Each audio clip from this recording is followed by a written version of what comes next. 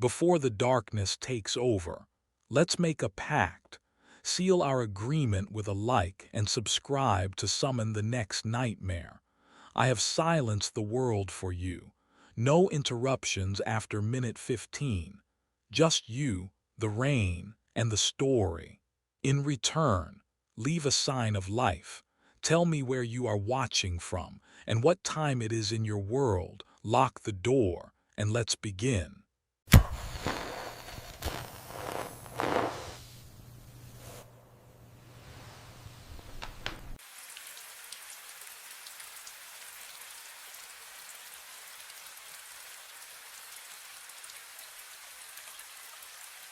The steam in the mirror was clearing. I stood frozen in the bathroom, knuckles white against the porcelain sink. The shower had been running when I walked in, still running. That hissing, endless sound filling the small space with wet heat that clung to my skin like a second layer. My reflection stared back at me through the fog, and behind it something moved, a figure in the shower, standing motionless behind the curtain of my own reflection. No, not behind the glass, inside it. I watched my mirror self just stand there, mouth slightly open, as the figure raised one dripping hand. Water streamed down its arm. Its finger touched the glass from the other side. It began to write, S-T-O-P. The letters appeared backward from my perspective, carved through condensation by something that shouldn't exist. Stop delivering here. My breath caught. I spun around so fast my hip cracked against the counter.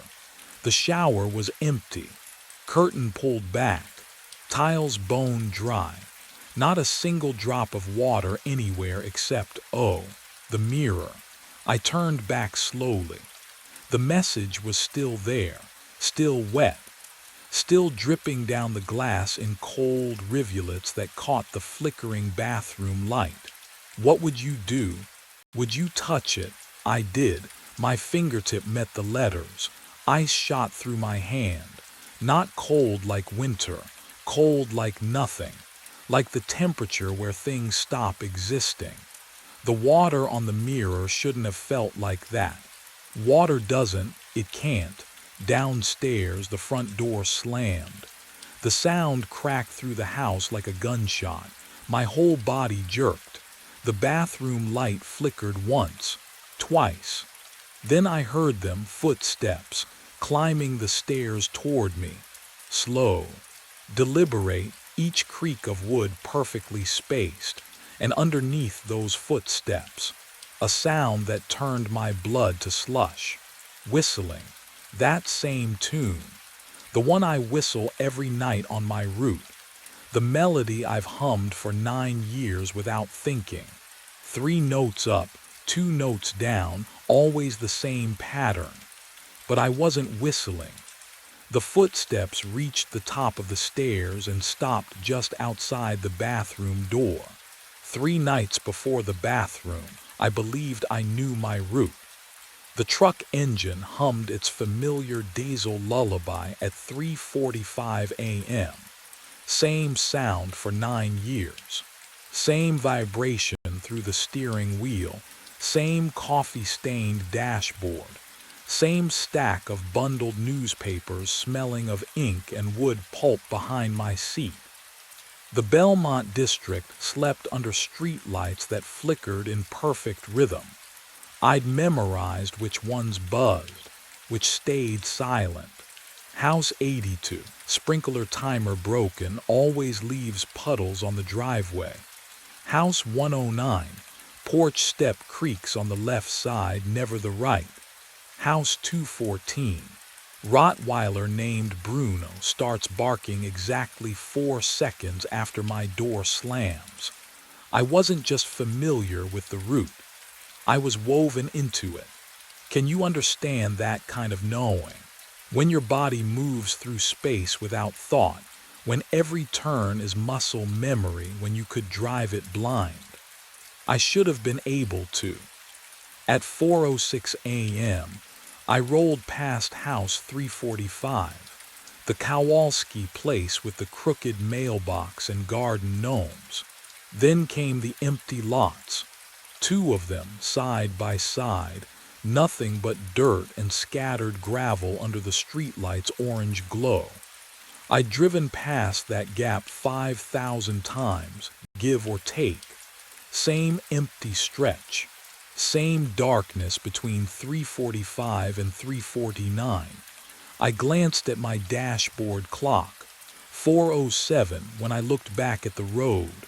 The house was there, not half built, not under construction, there, fully formed as if it had always existed and I'd simply failed to notice for 9 years. 2 stories, pale gray siding, windows blazing with warm light despite the hour. The lawn was flawless, not the patchy brown of the lots surrounding it, but deep green, manicured, glistening with fresh dew that shouldn't exist in October's dry cold. The mailbox stood at the curb, pristine white, no name, no number. Just waiting, my foot eased off the gas. The truck slowed. I should have stopped, should have backed up, confirmed what I was seeing. But routines have gravity. 9 years of muscle memory don't break for one strange house. I grabbed a newspaper from the stack. The bundle's rubber band snapped against my palm, sharp, real, grounding. I rolled down the window. Cold air poured in, carrying no scent at all.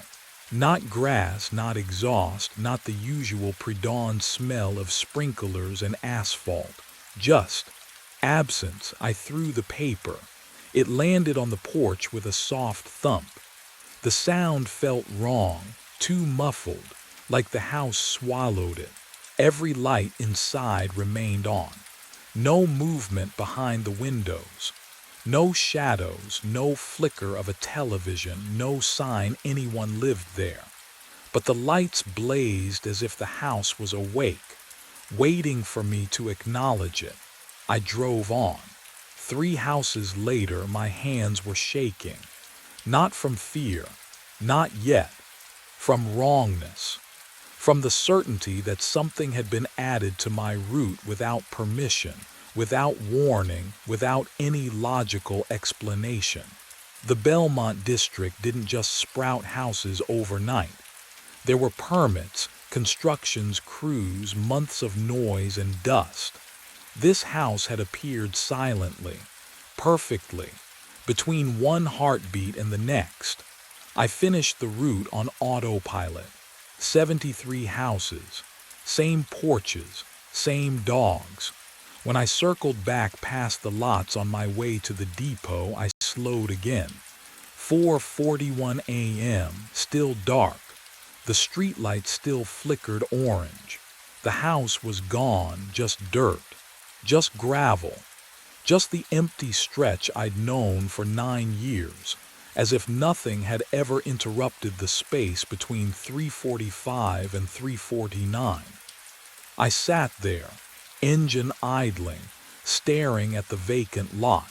My mouth tasted like copper. My newspaper, the one I'd thrown, was nowhere. No paper on a porch that didn't exist. No evidence I'd delivered to a house that hadn't been there. I checked my watch. 4:07 was 17 minutes behind me, but the memory was fresh. The lights, the lawn, the mailbox with no name, the sound of the paper landing and disappearing into something that pretended to be a home. What I didn't know yet, what I couldn't know, sitting in that truck with my heart knocking against my ribs, was that tomorrow night I'd drive past those lots again at 4:07, and the house would be waiting, not gone, not a hallucination, waiting for me to come inside. 24 hours later, I told myself I'd imagined it. But at 4:07 in the morning, my headlights swept across the same stretch of road. And there it stood. House 347. Same perfect lawn glistening with dew that shouldn't exist in October's brittle cold. Same yellow glow spilling from every window like something alive and waiting. My hands tightened on the steering wheel. The vinyl creaked under my palms. I pulled over, killed the engine. The silence pressed against my eardrums.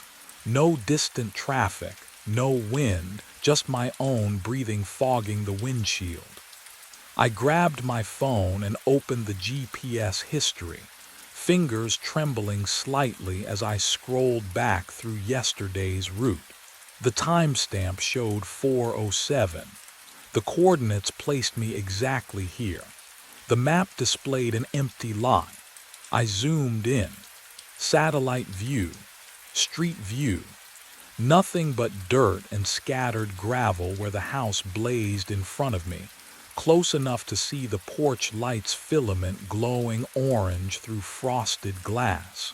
I checked the county assessor's website, each page loading with agonizing slowness.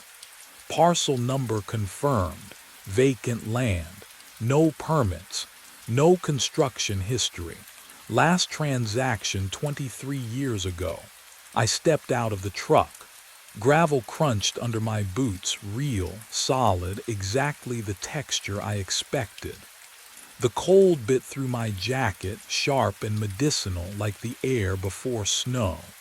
I raised my phone, framed the house in the camera. The shutter clicked. The screen showed dirt, weeds, empty space. I lowered the phone. The house stood there, undeniable, its siding almost luminous in the pre-dawn darkness. But when I glanced at it from the corner of my eye, something shifted. The edges shimmered, rippled, like heat waves rising from summer asphalt, except the air was freezing. Have you ever doubted your own senses? Wondered if the boundary between you and madness is thinner than you thought?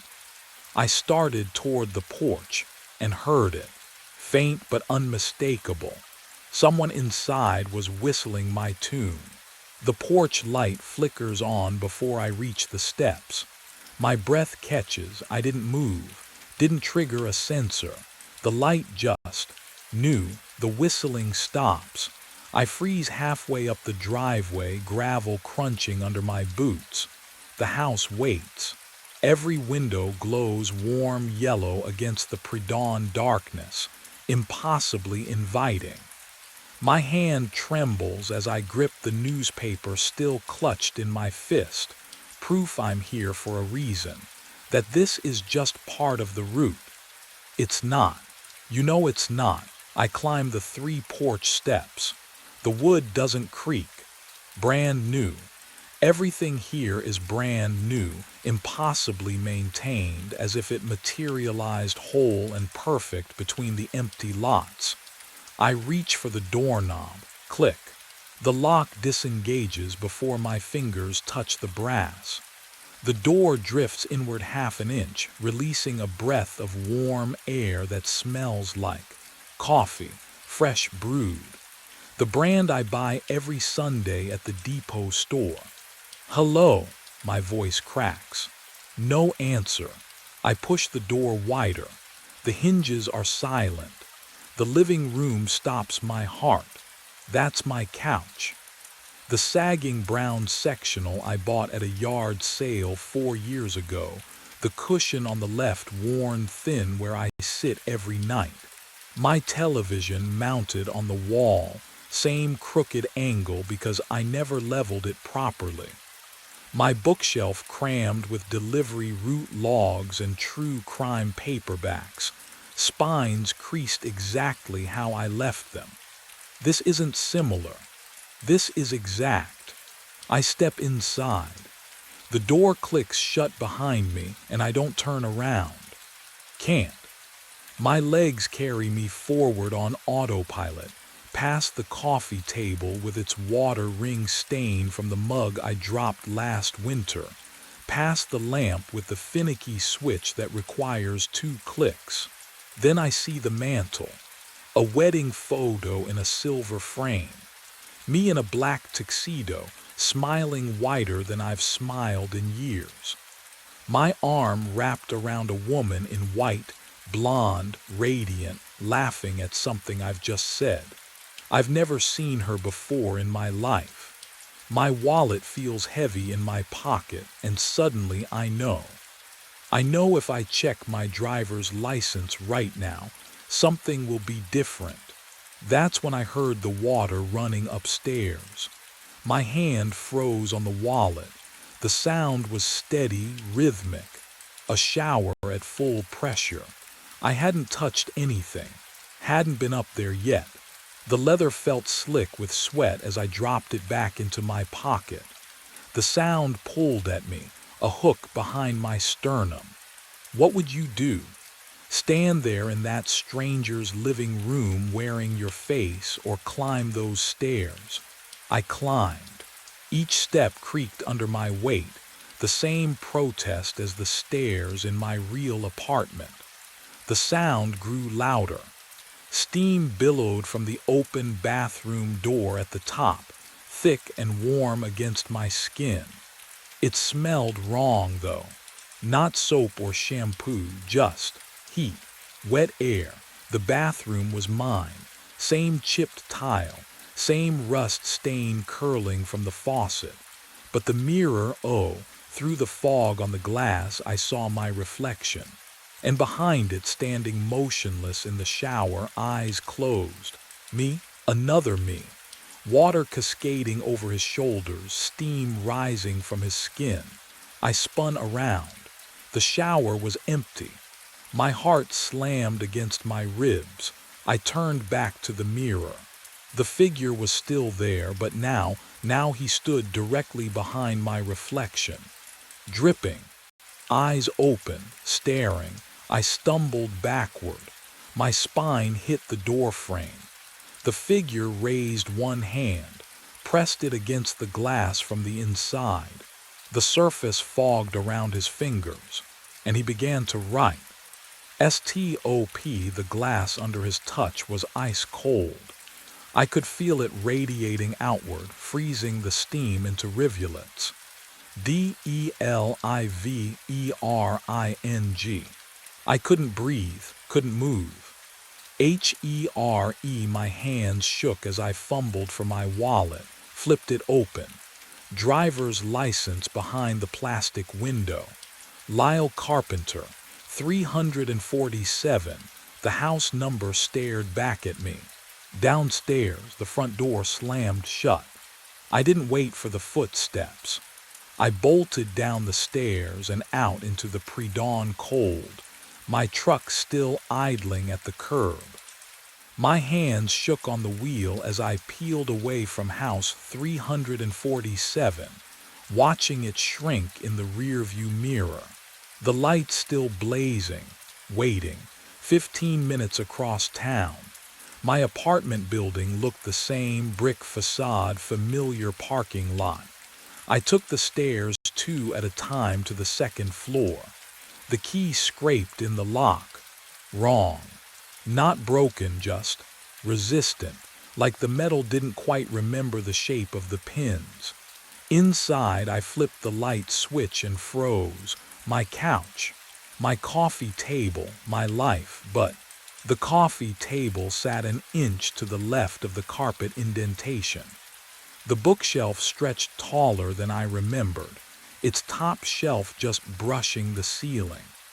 On the wall, my framed photos had faded to ghosts, colors washed out, faces barely visible. The air smelled wrong, not bad, just not mine. What would you do? Stand there and measure furniture or run? I stepped into the hallway, gulping air. Wayne's door across the hall, I knocked hard. He opened it, cigarette dangling from his lips, construction dust still on his jeans. Wayne, hey, it's me, Lyle. He squinted, took a drag. Sorry, man, you got the wrong apartment or something. I live right there. I pointed at my door. 2 years now we've talked. You, You know me. Wayne's expression didn't change. Polite, patient, the way you look at a stranger. Don't think so, buddy. He closed the door softly. My phone buzzed. Gloria. Lyle. Dispatch needs to update your file. You've got the apartment on Maple listed as your residence, but the system shows no lease history. Never has.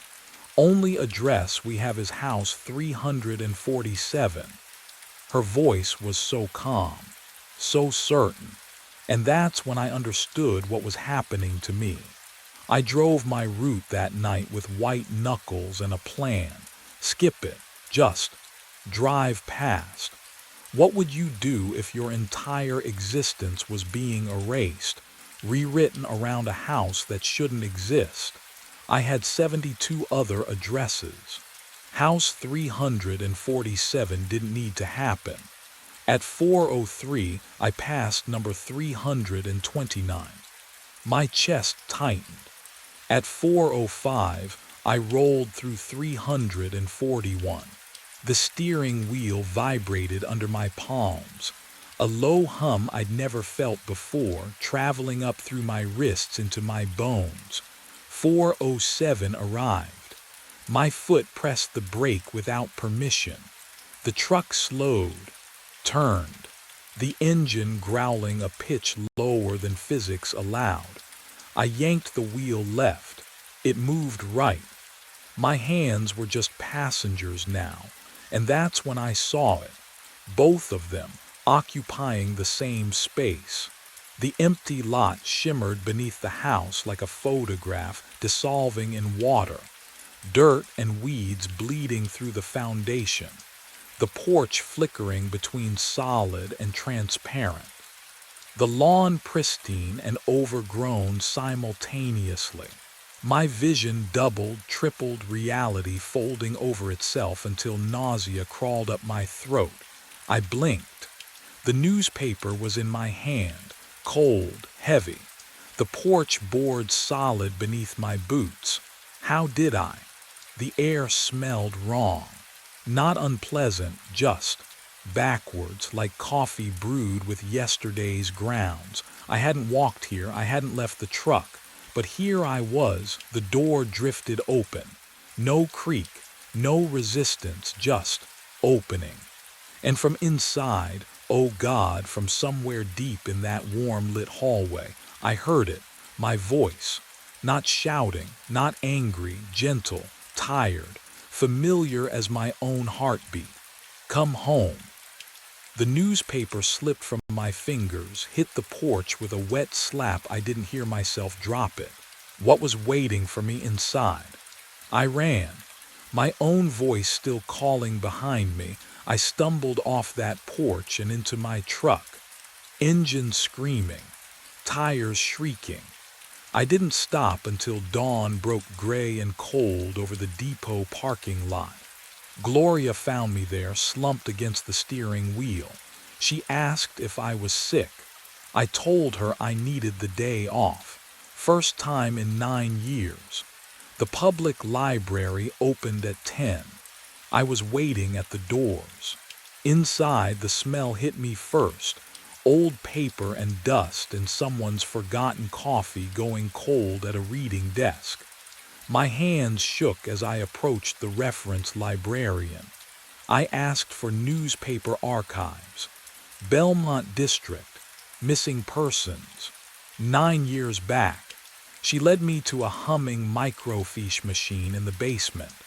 The fluorescent tube overhead flickered with a rhythm that matched my pulse.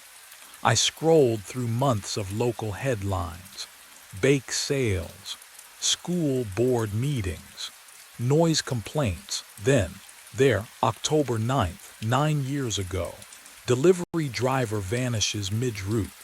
The photograph showed a man about my age, thin face, tired eyes, Marvin Schaefer. My chest tightened. Can you imagine finding your own ghost in the archives? The article stated he'd worked the graveyard shift for the same newspaper depot. Same route I drove now.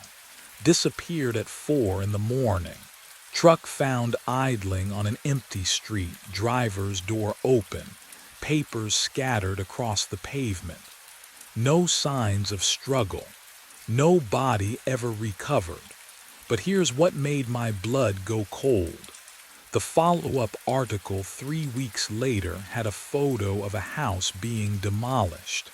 The address printed beneath, 347 Rosewood Lane. The machine whirred as I zoomed closer. The house in the grainy image looked identical to the one I'd been delivering to.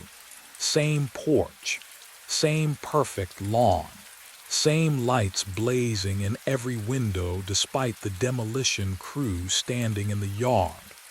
How could they tear down something that hadn't existed yet? I printed the article. The paper came out warm, but when I touched the image of that house, the ink felt ice cold under my fingertips. The final piece was buried in the police report summary. An interview with Marvin's wife, dated 2 days before he vanished. He kept saying the route was wrong, she told investigators. That it was building something, taking pieces of him every night. He couldn't sleep, couldn't eat, he said. He said it was building something with his memories. Then he never came home. I sat there in the basement, fluorescent light buzzing, that cold printout trembling in my hands. Marvin had driven my route, seen what I was seeing, and whatever lived at house 347 had finished with him, which meant tonight when I went back, they both exist at the same time now. I stand in the middle of the street at 4:07 in the morning, and reality has split down the center.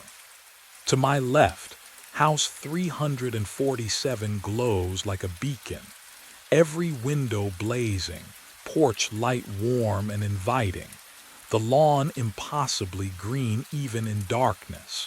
To my right, 3 miles across town, but somehow right here, my apartment building sags against the pre-dawn sky. Windows dark, bricks crumbling. The stairwell railing I've gripped for 9 years now rusted through. The air between them smells wrong, copper and static. I can't move, can't choose, my lungs pull in breath, and I hear it echoed back to me. The front door of house 347 opens. He steps out onto the porch, me. But not me, soaking wet. Hair plastered to his skull. Water drips from his fingertips, pooling on the welcome mat. His chest rises and falls in perfect synchronization with mine. When I hold my breath, so does he. When I exhale, so does he. His mouth doesn't move, but I feel the words forming in my own throat. Come home. Behind me, impossibly behind me because I'm facing both directions at once. A door creaks open at the apartment. Warm light spills down the stairs. The scent of coffee drifts out. Rich, sweet, real. A woman's voice calls softly from inside, "Honey, aren't you coming to bed? I have never been married." The duplicate takes one step forward, water streaming from his clothes. His eyes are the color of drowned things. What would you do if you knew one door led to forgetting and the other to becoming something else? My hand reaches forward, and I still don't know which door I'm reaching for when everything goes white. Warmth surrounds me when I open my eyes. Sunlight filters through cream-colored curtains, the kind I've never owned. The sheets smell like lavender detergent. A woman leans over me, auburn hair, smile lines framing her mouth, and presses her lips to my forehead. "Morning, sweetheart," she says. I don't know her name. My mouth opens anyway. "Morning." She pads toward the doorway, humming something familiar. The smell of coffee drifts up from downstairs, rich and dark. My body sits up. swings legs over the side of the bed, stands. I'm not telling it to do these things, but it feels right, natural, like I've done this 1,000 mornings before. The shower runs hot. Steam clouds the mirror. I don't look at my reflection. Downstairs, she set out breakfast, scrambled eggs, toast with butter melting into golden pools. I taste nothing. My jaw chews. My throat swallows. She kisses my cheek as I stand, her hand warm against my shoulder. "Drive safe," she whispers. I want to ask her who she is. I want to scream. My lips smile instead. The front door clicks shut behind me. The driveway stretches ahead, and there my truck. Faded blue paint. Dent in the rear bumper. I've driven it for, how long now? 9 years. The thought arrives fully formed, certain as my own heartbeat. 9 years on the same route. 73 houses. Same dogs barking. Same porch lights. Same empty lot between 345 and 349. Except, it's not empty anymore, is it? My hand reaches for the door handle. The metal is cold beneath my palm, but my fingers don't flinch. I slide into the driver's seat. The newspaper route map is taped to the dashboard, addresses circled in red ink. My handwriting. The key turns in the ignition. I am so tired. Can you imagine? This exhaustion that lives in your bones, that makes every movement feel like wading through water. I've been driving this route since. I can't remember when I started. The engine hums. My foot presses the gas. The truck rolls forward, and I know exactly where it's taking me. 4:07 in the morning. House 347. The paper goes on the porch. The door unlocks. I walk inside. I have always been walking inside. The route continues. It always has. It always will. And somewhere deep in the part of me that still remembers standing between two doors, choosing white light over darkness, or was it darkness over light? I understand. I never left. The phone screamed at 3:33 in the morning. Line 2. The red light pulsed in the dark office like a heartbeat. I reached for the receiver, plastic cold against my palm, and pressed it to my ear. Answering service, this is Cameron. Silence. Then breathing. Measured, shallow breathing that matched my own rhythm exactly. "Hello," I tried again. "Cameron." The voice hit like ice water. "Listen carefully. You're going to die at 6:33 a.m., 3 hours from now." I straightened in the chair. Prank call had to be. But something about the cadence, the coffee in the break room is poisoned. "Don't drink it. Don't. Don't touch it." The voice cracked on the last word, and my throat tightened in response. Because I knew that hitch. That exact way my voice breaks when I'm scared and trying not to show it. Can you imagine hearing yourself speak when your mouth isn't moving? "Who is this?" "I'm calling from 6:41 a.m.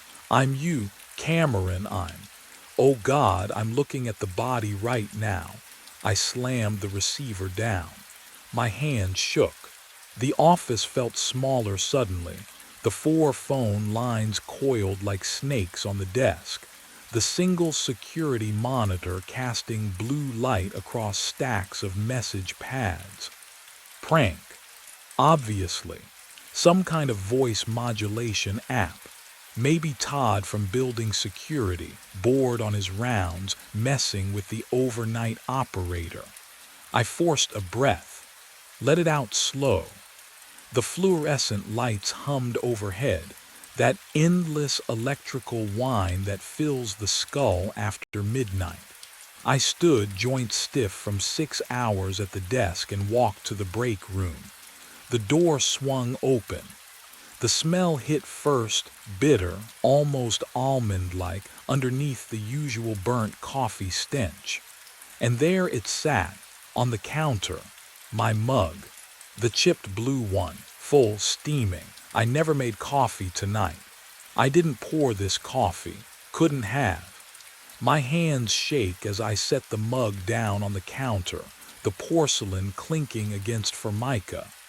The bitter almond scent clings to the back of my throat, the security monitor. I rush back to my desk, fingers fumbling over the keyboard. The grainy feed loads in 4 squares: lobby, stairwell, break room, hallway. I drag the timeline back to 3 o'clock. There. The break room camera shows me, walking through the doorway, same wrinkled shirt, same hunched shoulders. I watch myself move to the coffee pot, pour a full mug, lift it to my lips. But I never my doppelganger on screen drinks. 3 long swallows, then freezes. The mug slips from their hand, shattering across the brown tile. The body crumples. Knees buckle first, then the whole frame collapses sideways. One arm stretches out, fingers twitching against the floor. I'm watching myself die. My chest tightens. Can you imagine seeing your own corpse, knowing you're still breathing?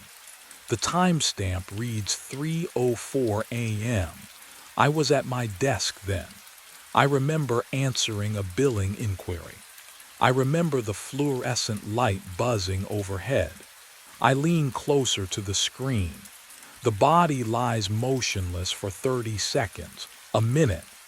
The pixels blur together, but I can see the unnatural angle of the neck, the stillness of the chest. Then, movement. At 3:34 a.m., the body sits up, not gasping, not coughing, just sits up, calmly. The figure stands, brushes off its shirt, and walks out of frame toward the hallway, toward the desk where I'm sitting right now. My phone rings. The caller ID flashes my own number again, but this time the timestamp shows 3:34 a.m. From tonight, not the future. I let it ring. My hand hovered over the receiver, but I couldn't make myself lift it. The trilling sound drilled into my skull, each ring identical to the last. 7 rings, 8, 9, then silence. The air still carried that bitter almond smell from the break room, clinging to my clothes like smoke. I needed help. Someone who could explain what I just watched on that footage. I grabbed my cell phone and pulled up Vivian Cross's contact. My supervisor, she'd know what to do. The call connected. One hollow ring. Then a soft click. Dead air, not voicemail, just nothing. I tried again. Same result. One ring, click, silence. My fingers were shaking now. Can you imagine trying to type when your hands won't stop trembling? But I managed to open my messages. Todd Brenner, building security. He was supposed to be on shift tonight. Help. Something wrong with office. Please come to 3rd floor. Urgent. I watched the message send. Watched the status change from delivered to read at 6:27 a.m. The little indicator showed Todd had opened it, seen it, but no typing bubble appeared. No response. Todd, read at 6:27 a.m. Todd, read at 6:28 a.m. I tried the main desk line. 1 ring, disconnect. The police non-emergency number. 1 ring, disconnect. My own cell carrier's customer service. 1 ring, disconnect. Every single call. I stood up so fast the chair rolled backward and hit the wall. The office door, I grabbed the handle and twisted. Locked. I hadn't locked it. The deadbolt was engaged from the outside, the kind that needs a key on both sides. My breath came in short gasps. The windows didn't open. Fire code violation, but management never cared. I was trapped. That's when I noticed the computer screen. The clock in the corner glowed blue against the dark. 6:29 a.m. 4 minutes until 6:33. 4 minutes until the timestamp on that footage. The one where I collapsed on the break room floor. And the phone began to ring again. I answered on the second ring. "Look at yourself." The voice was mine, but not lower, ragged like I'd been screaming for hours. "Right now, look." "Who?" "Your lips are already blue," the voice rasped. Static crackled behind the words. "Skin's gone gray around the edges. You're sitting in that chair, and you're dying." My hand moved to the dark monitor. The screen reflected my face in its black surface. Oh God. My lips were pale, not quite blue, but wrong, bloodless. I touched them. My fingertips felt cold. Not the air-conditioned chill of the office, something deeper, something inside. "You feel it now, don't you?" My voice. My exhausted, broken voice. The numbness creeping up from your fingers. The metallic taste at the back of your throat. I did taste it. Copper and something bitter. My stomach lurched. I bent over the trash can, tried to force it out, whatever poison was working through my veins. Nothing came. Just dry heaves that left my ribs aching. "It doesn't work," the voice said, flat, defeated. "You absorbed it hours ago, you just don't remember drinking it." I wiped my mouth with a trembling hand. "What are you talking about?" "This is the 9th loop, Cameron. The 9th. You've died 8 times already. Same chair, same timestamp, and every time you loop back." A wet, rattling breath. "You don't remember any of it." My reflection stared back from the monitor. Lips definitely grayer now. The overhead fluorescent buzzed, flickered once.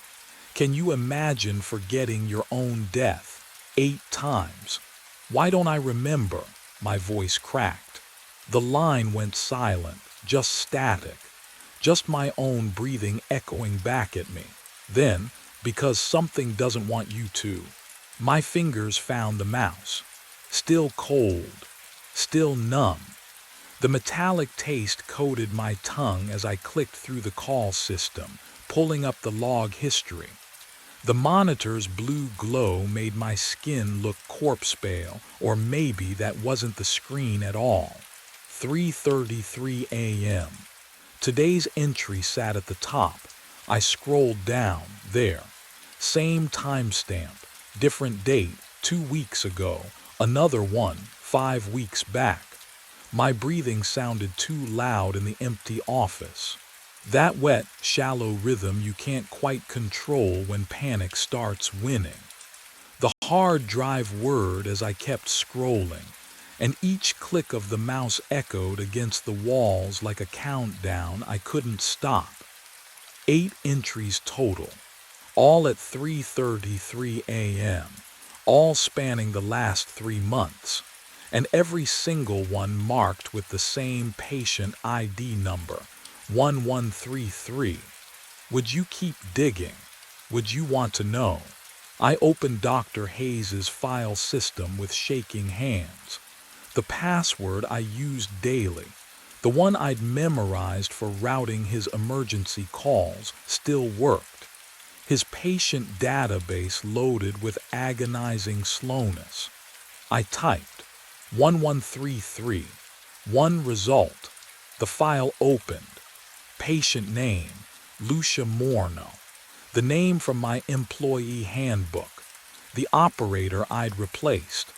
The woman whose desk I inherited, whose coffee mug rotation I'd accidentally continued, whose chair still smelled faintly of lavender perfume under the stale air. I scrolled down. and the words appeared in clinical, sterile formatting. Status: deceased. Cause of death: acute cyanide poisoning. Date of death: 3 months ago. Location: answering service office. 3rd floor.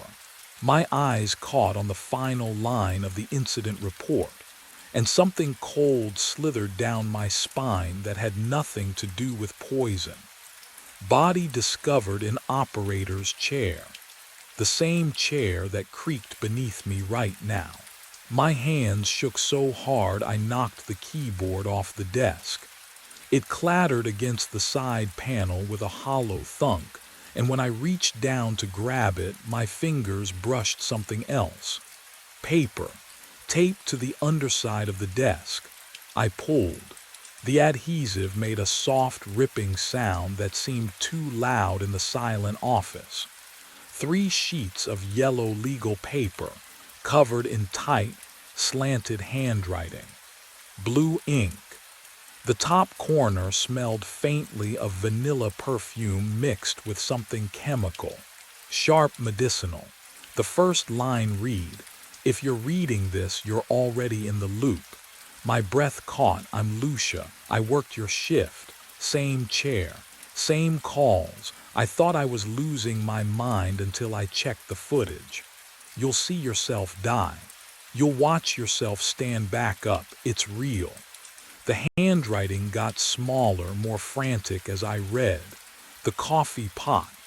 There's a mechanism inside the heating element, timed release. I don't know what chemical, but it smells like almonds. I tested it at 2:47 a.m., traced the wiring. Someone modified it. I flipped to the second page. The letters were shakier here, pressing harder into the paper. I tried to destroy the pot, smashed it, unplugged everything. But the clock reset anyway. I still collapsed, still woke up again at 3:33. The loop doesn't care what I break. The third page had only 4 lines.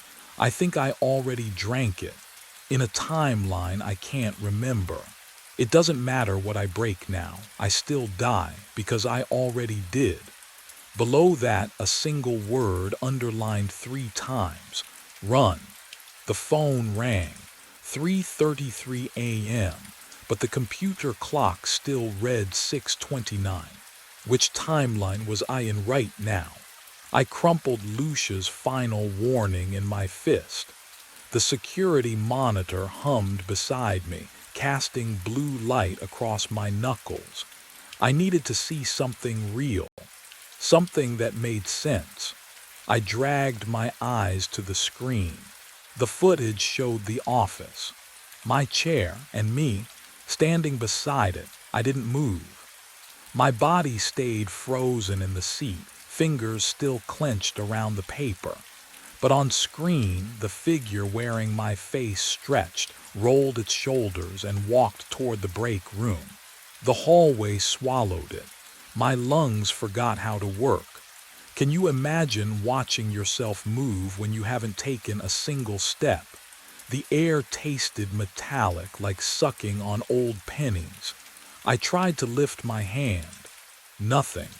My muscles locked tight as if someone had unplugged me.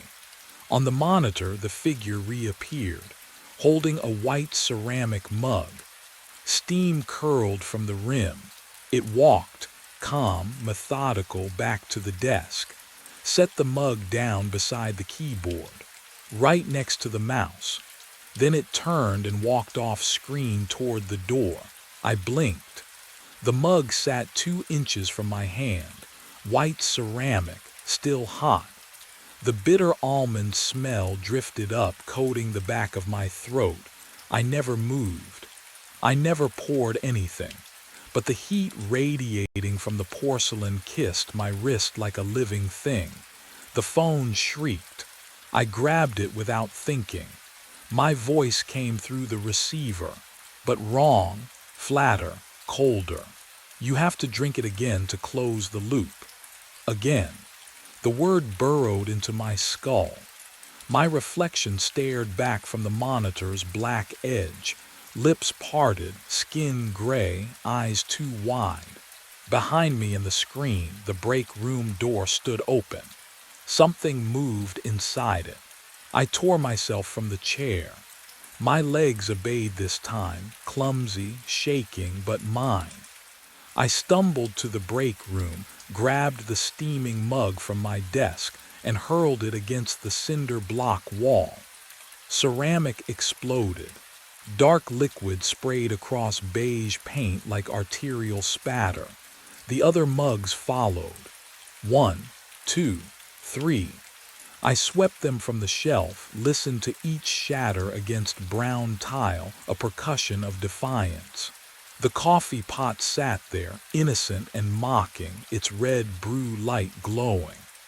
I yanked the plug from the wall. The light died. I unscrewed the reservoir, dumped wet grounds into the trash. They clumped in my shaking fingers, gritty and obscene, leaving black crescents under my nails. My breath came hard, fast. For the first time in hours, I felt real. Then the computer clock blinked. 6:29 became 3:33. No transition, no warning, just. Backward, the phone rang. I picked up before I could think, before I could stop myself. The voice wasn't mine. It was older, flattened like words spoken through a broken radio. "You are interference," it said. Each syllable clicked, mechanical and cold. "The loop must complete." I looked at the security monitor. The footage was moving backward. My doppelganger walked in reverse across the office, smooth and wrong like film rewound. It glided into the break room, steps erasing themselves. On screen, the shattered mugs. Oh God! The shards pulled together, crawled up the wall, fused into whole ceramic. Coffee droplets lifted from the floor, arced backward into reassembled cups. In my hand, the hand I could see in front of me right now, a mug appeared. Warm, full. The bitter almond smell flooded my nose, my throat, my lungs. What would you do when reality itself refuses your resistance? I threw the mug at the window. The glass exploded outward in a spray of jagged fragments. Cold air rushed in, carrying the smell of rain and asphalt. And underneath it still, that bitter almond scent clinging to my clothes. I grabbed the chair, swung it hard against the remaining shards jutting from the frame. My hands found the edge, sharp, real. I hauled myself up the glass. It was flowing, liquid mercury in reverse.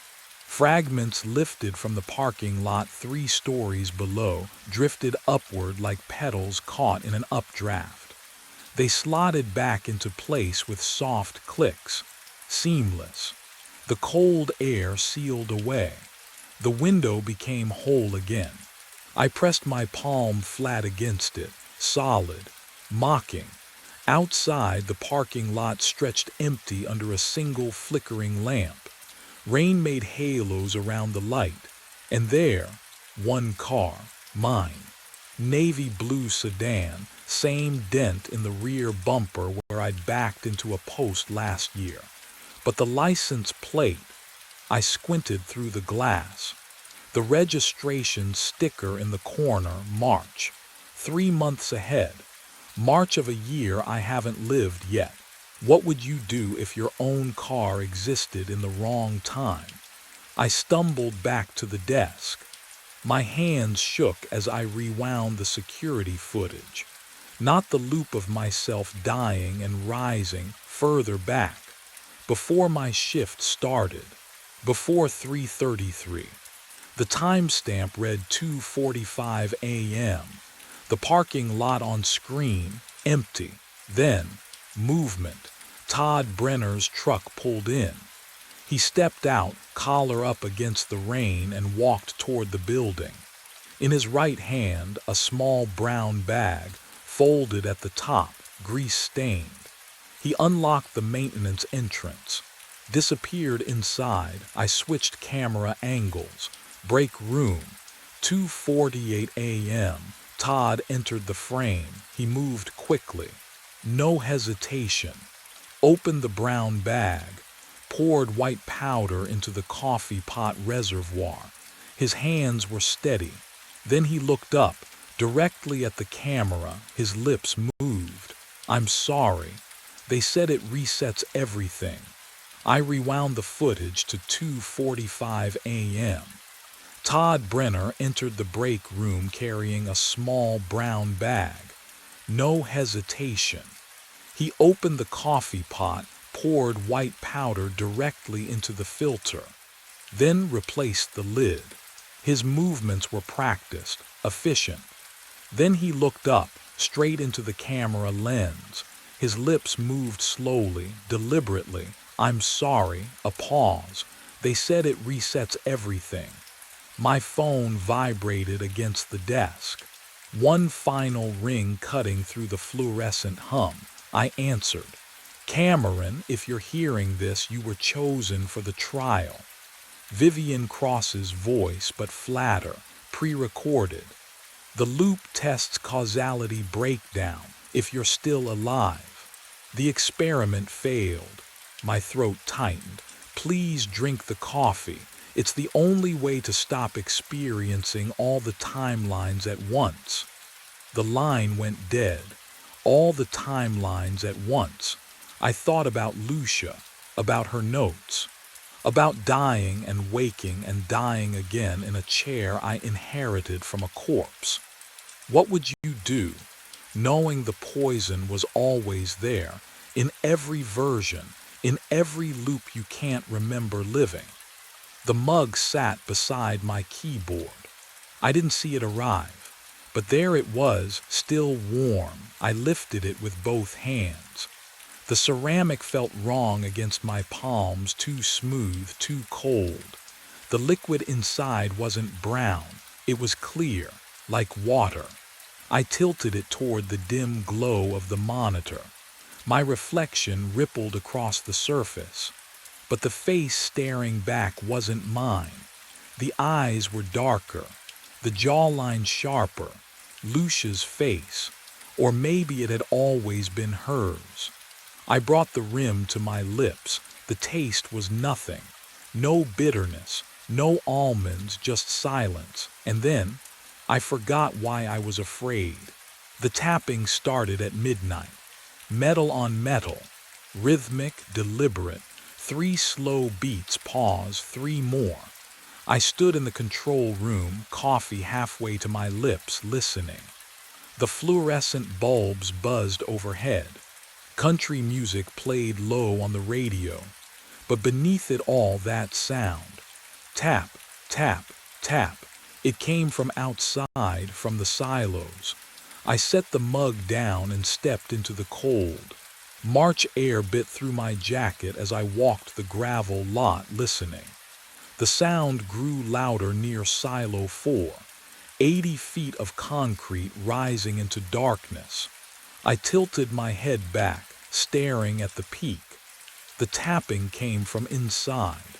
My hands found the ladder rungs. Cold metal, slick with night moisture. I climbed. One rung, another. The ground dropped away beneath me. Wind pulled at my shoulders. What would you do? Hearing something impossible in the dead of night, knowing you're the only soul for miles. The platform swayed as I stepped onto it. Wheat dust hung in the air, coating my throat. I fumbled for my flashlight, clicked it on. The beam swept across the grained surface and froze. The wheat had been disturbed, patterns carved into it, not random. Letters. Words gouged deep into the golden surface, shadows making them legible. Help buried 40 feet down. My heart slammed against my ribs. I knelt at the edge, hand hovering over the letters. The grain felt wrong, too cold. like touching January snow, not dried wheat. Who could write this? Who could be? I smoothed the wheat flat with shaking palms, erased the words, made the surface level again. Below, in the control room, the radio dissolved into static, and the tapping stopped. The patterns were back. I climbed Silo 4 at 11:47, telling myself I'd imagined it all. The cold wind bit through my jacket as I gripped each metal rung, the ladder groaning under my weight. At the top, I swung my flashlight across the wheat surface. Fresh grooves cut through the grain, deeper this time. More letters, help me, my throat tightened. I had smoothed this flat last night. I had erased it. Roy Hutchins leaned against the control room doorframe the next morning, coffee steaming in his fist. I told him everything, the tapping, the message, how it returned. He barely looked up from his clipboard. "Settling grain," he said. His voice was flat, practiced. "Happens all the time in 4. Air pockets collapse, surface shifts, you'll get used to it." But the letters, Earl. He finally met my eyes, and something in his expression warned me to stop. "You're new. Night shifts play tricks. Don't go looking for problems." The fluorescent lights buzzed overhead as he walked away, boots echoing down the hallway. I waited until his truck left the gravel lot. Then I opened the filing cabinet in the corner of the control room, fingers trembling as I flipped through employee records. The paper felt strangely rough, almost damp. Clayton Wade, previous overnight operator, start date, November 2018, end date, March 18, 2023, no resignation letter, no forwarding address, just a red stamp across the folder left without notice. 2 years ago, almost to the day. I pulled up the security footage archives on the computer, scrolling back to March 2023. The screen flickered. Static consumed every recording from that month. Corrupted files, all of them. Hours and hours of white noise. My wedding ring dug into my finger. When had it gotten so tight? I twisted it, feeling the metal bite into swollen skin, but it wouldn't budge. And somewhere above me, faint through the ceiling, the tapping began again. I pulled my employment file at dawn. The folder smelled like old coffee and cigarette smoke. I flipped past the tax forms, the safety acknowledgments. There, my start date typed in faded ink. March 18th, 2023. The same day Clayton Wade disappeared. I tried to remember the interview. Sitting across from Roy, shaking his hand, signing the offer letter. Nothing. Just a blank space where the memory should be. My first night here felt like waking up mid-shift, already knowing where the light switches were. Have you ever forgotten something important? Not misplaced it, but had it erased? Roy was in his truck when I found him, engine running, heater on. "When did you hire me?" He didn't look up from his thermos. 2 years back, you know that. Same day Clayton left. Coincidence? His jaw tightened. "Drop it, Earl. Did you even interview me?" He drove away. Gravel crunched under his tires then. Silence. The kind that presses against your eardrums. I worked alone that night. Radio played classic country, but the songs felt wrong, released after I'd started here somehow. At 2 a.m., the tapping began again. Faster this time. Urgent. Tap, tap, tap, tap, tap, tap. I climbed the ladder. Each rung bit cold through my gloves. The wind had died completely. No sound except that relentless rhythm and my own breathing. At the top, I knelt on the platform. The grain stretched before me, pale under the floodlights. I reached down, plunged my hand into the wheat. Cold, not the dry chill of winter grain. This was wrong, damp, clinging. The texture felt almost organic, like touching skin left too long in bath water. I jerked my hand back. The tapping stopped, and in the sudden silence I heard something else, a wet, sliding sound, as if the grain itself was breathing. I blinked. The clock read 3:15. My coffee was cold, stone cold. I'd poured it fresh at midnight, hadn't I? I stared at the mug, ceramic smooth under my fingertips. The surface had a film hours old. My shift log sat open, last entry timestamped 11:42. 3 hours. Gone. The fluorescent lights buzzed their familiar drone, but my skin prickled with the certainty that I'd been somewhere else. Somewhere dark. I stood. Too fast. The room tilted. Cold air hit my face. The door to the lot stood open. Had I gone outside? I looked down at my hands, dirt, packed deep under every fingernail. Black soil, damp and gritty, the kind that clings when you've been digging. Or clawing. My throat closed. I scraped at it with trembling fingers, felt the grit roll away in tiny clumps. When had I touched dirt? The grain was wheat, clean winter wheat. The radio crackled behind me, not static this time, a song. Clear and bright, pop melody, auto-tuned vocals. I knew this one. Vera had played it last summer, 2024. But the station only played classics. 80s country, Hank Williams, Patsy Cline. I turned the dial. Every frequency bled the same modern track, overlapping, distorted. Have you ever heard a song that shouldn't exist yet? It makes your teeth ache. I snapped it off. The silence felt worse. I moved to the security monitors, needing to see something normal, something fixed. 6 screens glowed pale green. Silos 1 through 5 showed their usual still frames. Silo 4's feed was wrong, not broken, not blank. The static swirled, slowly at first, then faster, forming a spiral, tightening inward like water circling a drain. My pulse matched its rhythm, round and round and round. I caught my reflection in the metal cabinet beside the monitors. The man staring back wore a different shirt, flannel, green and black checks.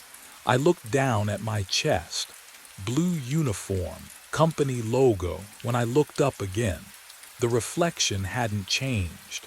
They drained Silo 4 on Thursday afternoon. I stood in the gravel lot, arms crossed, watching the crew connect hoses thick as my thigh to the bottom outlet.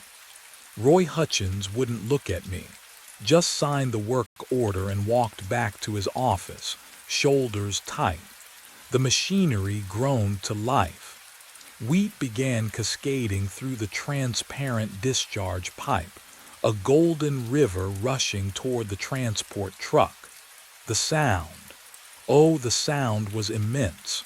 A roar that filled my chest cavity, vibrated through my boots into the ground. I watched that pipe, every kernel, every shadow. The crew's supervisor, a man named Dale with a clipboard, kept glancing at his watch. Roy had told him I was stressed, overworked, seeing things. I could read it in Dale's careful distance, the way he positioned himself between me and his workers. The wheat smelled wrong, not like grain, like turned earth, like something buried too long. 30 minutes in, I saw it. A shape, tumbling through the cascade, dark, human-sized. Limbs twisted at angles that made my stomach lurch. I lunged forward. Stop, Stopped but it was gone. Wheat poured smooth and unbroken. Dale stared at me, hand hovering near his radio. There was. Did you see? My voice cracked. He didn't answer. Just turned to the monitors mounted on the truck bed, played back the footage. Frame by frame, we watched golden wheat tumble through the pipe. Nothing else, just wheat. Mr. Briggs, Dale said carefully, when's the last time you slept? They found nothing at the bottom. Not a bone, not a scrap of fabric. Roy made me sit in the office while they inspected the empty silo. The psychologist on speakerphone suggesting rest, maybe medication. His voice smooth as oil. By midnight, the refill trucks arrived.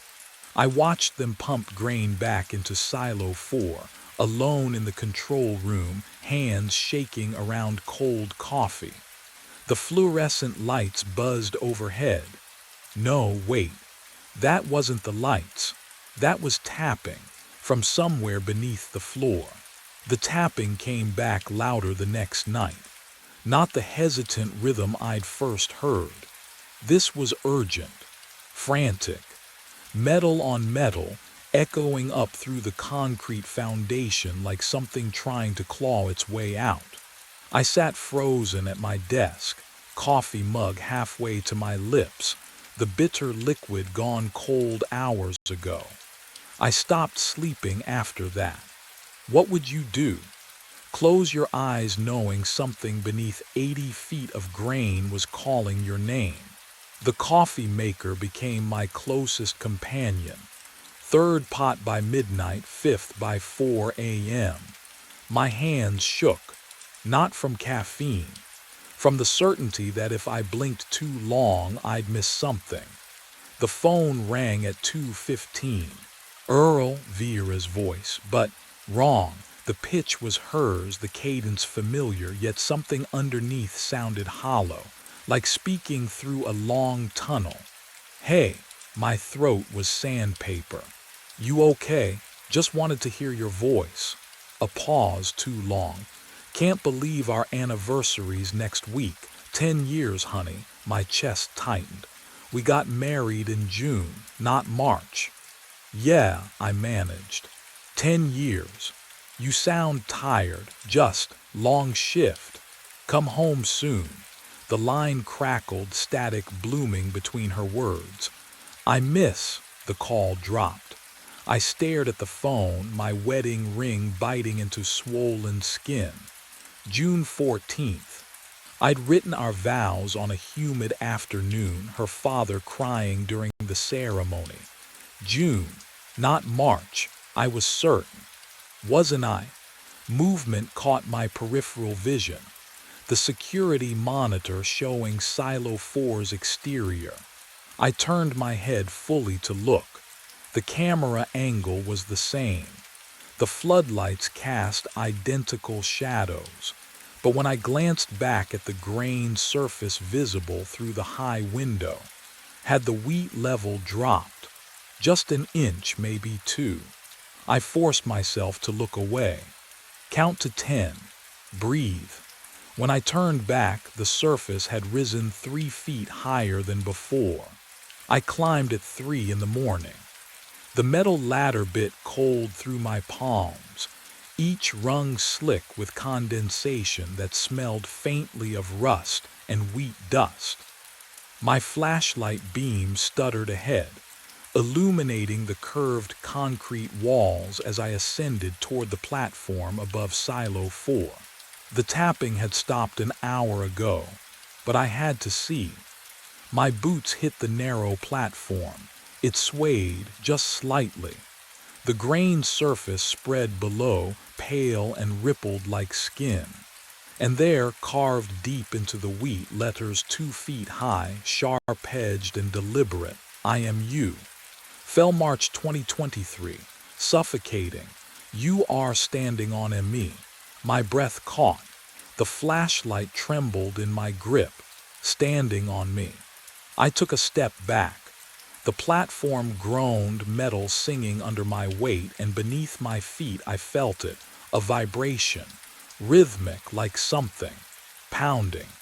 Can you imagine reading your own death written in grain? The surface began to move, not settling, not shifting, moving. The wheat spiraled inward, grains tumbling over each other, forming a slow, rotating whirlpool directly beneath where I stood. The sound was wrong, too liquid, too hungry, a susurrus that climbed the walls and filled my ears. I grabbed the railing. Cold bit through my wedding ring, the metal band cutting into swollen flesh. The whirlpool widened. Faster now. Faster. Grain cascading into darkness, falling into some impossible void 40 feet down. And from that churning center rose a sound that froze every nerve in my body. Screaming, a voice I recognized, hoarse, desperate, clawing for air. My voice, screaming my name from below, and the platform beneath me began to crack. I ran, hands slapping cold metal rungs, boots scraping down the ladder so fast my palms burned. The voice below, my voice, kept screaming my name, but I didn't look back. Couldn't. My lungs pulled in air that tasted like rust and old wheat. Gravel crunched under my feet. The parking lot stretched empty under a sky with no stars. I fumbled for my phone. Dead, screen black, cold as stone. My truck sat alone near the gate.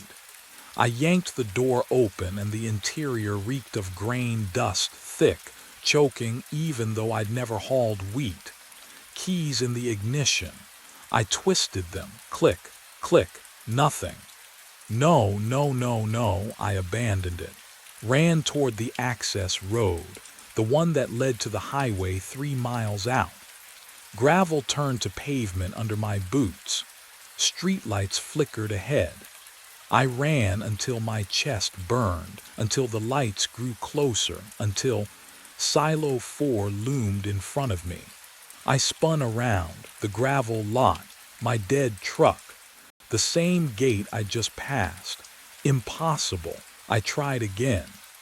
Chose the eastern fence line this time, following the chain link toward the service road Roy used for deliveries. Ran past the equipment shed, past the maintenance bay, past the parking lot. Silo 4. Always Silo 4. The wedding ring bit into my finger, a band of fire-cutting circulation. I looked down and my breath caught. The skin beneath the gold had turned black. Not bruised, black. Necrotic. Dead tissue wrapped around a living hand. Can you imagine that? Seeing your own flesh rotting while your heart still beats. I staggered to the truck, wrenched the rear-view mirror toward my face. Oh, the man staring back had sunken eyes, deep hollows carved beneath the cheekbones. Skin gray as winter fog, lips cracked and bloodless. I touched my face and felt cold meat, the texture all wrong, like touching someone else's corpse. I had been dead. Maybe still was. Time wasn't moving forward anymore. It was collapsing inward, folding back on itself like grain swirling down a drain. The facility had become a loop, and I was caught in the center, spiraling toward something inevitable. My hand moved to the truck door. I didn't tell it to. My legs carried me back across the gravel, back toward the ladder, back toward the platform where the grain was waiting. My hands gripped the cold rungs. I don't remember deciding to climb. The ladder pulls me upward, rung after rung, my body obeying commands I never gave. The metal is ice against my palms, but I can't feel pain anymore, just pressure. The platform waits above. I haul myself onto it. The grain surface spreads before me, pale under the single bulb. The wheat smells wrong, not musty, but sweet, rot sweet, like flowers left too long in a closed room. The metal grate creaks beneath my weight. It shouldn't creak. I've stood here 20 times, maybe more. But tonight the bolts groan and the platform tilts, the world drops. I fall. Grain rushes up, swallows me. My mouth opens to scream and wheat pours in, dense and choking. The cold shocks through my chest. I thrash, kick. The grain compresses around my legs, my waist, a vice tightening with every movement. 40 feet down. How far have I fallen? My lungs burn. Wheat fills my throat. I claw upward, but the surface is gone, buried, suffocating, and then I hear it. Tap, tap, tap. Metal on metal, someone on the ladder above. Footsteps crossing the platform, the new platform, whole again, time resetting. A man's breath ragged with fear. He's looking down at the grain, at the patterns forming. I know that breathing.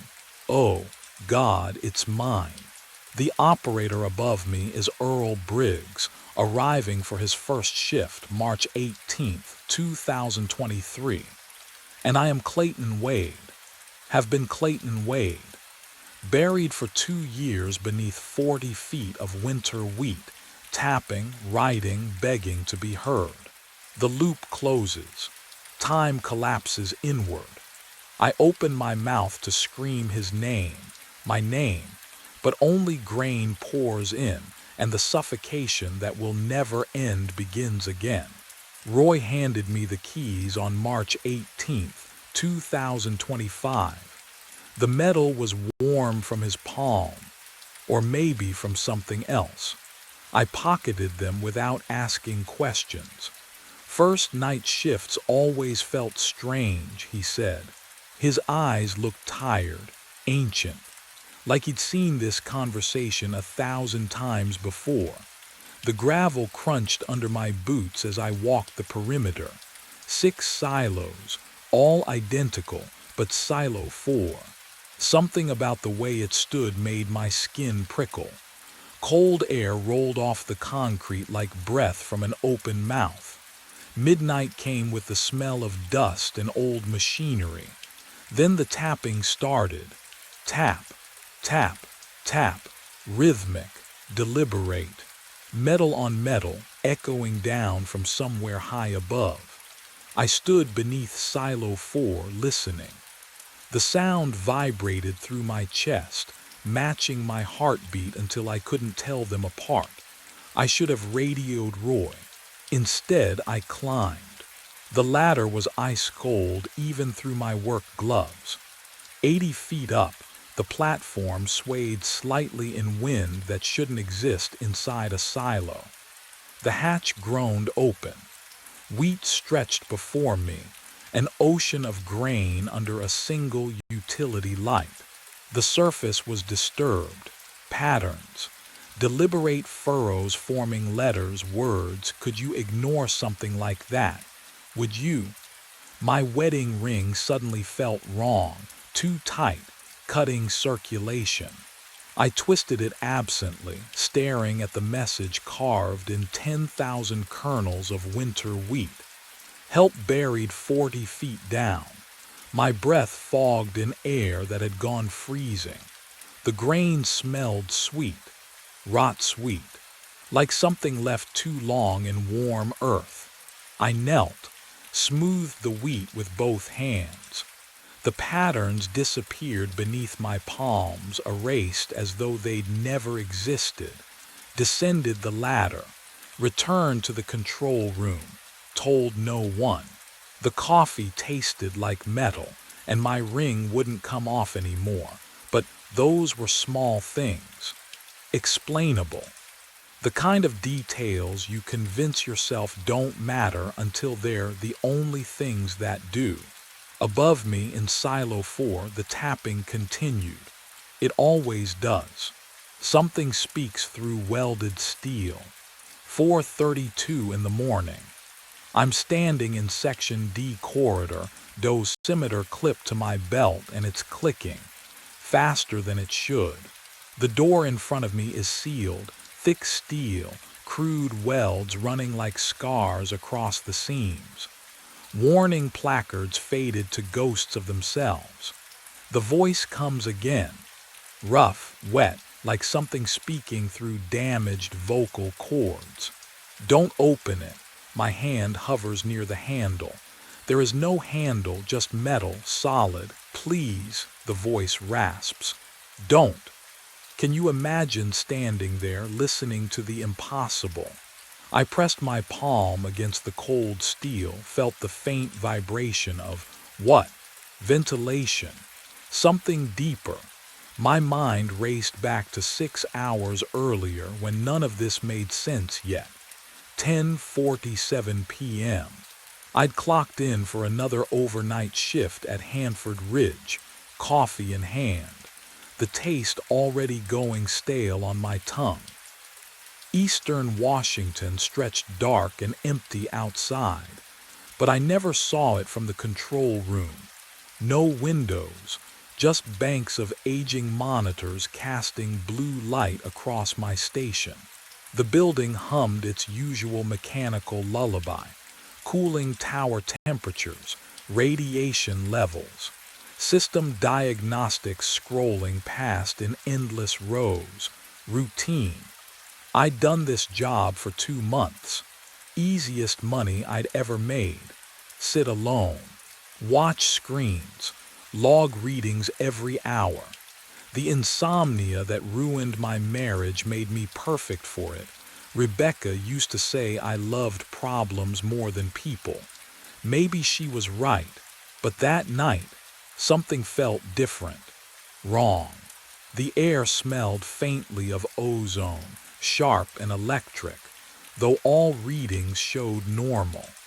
And Section D, a section I'd never been told to monitor, kept drawing my attention to its dormant indicator light. What I didn't know yet was that light wouldn't stay dark much longer. I forced my attention back to the monitors. Temperature readings for cooling Tower 3, pressure valves, the ordinary rhythm of a night that would end at 6 a.m. with nothing in the incident log. The ozone smell faded after 20 minutes, and I convinced myself it was the ventilation system. Nothing more. My coffee went cold in the styrofoam cup. I didn't taste it when I drank. At 1:14 a.m., the alarm tore through the silence. Not the general radiation alert. This one came from a specific sector, a piercing mechanical shriek that made my teeth ache. The control panel lit up red. Section D, radiation spike, 0.7 millisieverts and climbing. My hands moved before my brain caught up, pulling up the sector logs on screen 3. The blue glow reflected off my face as I scrolled through decades of entries.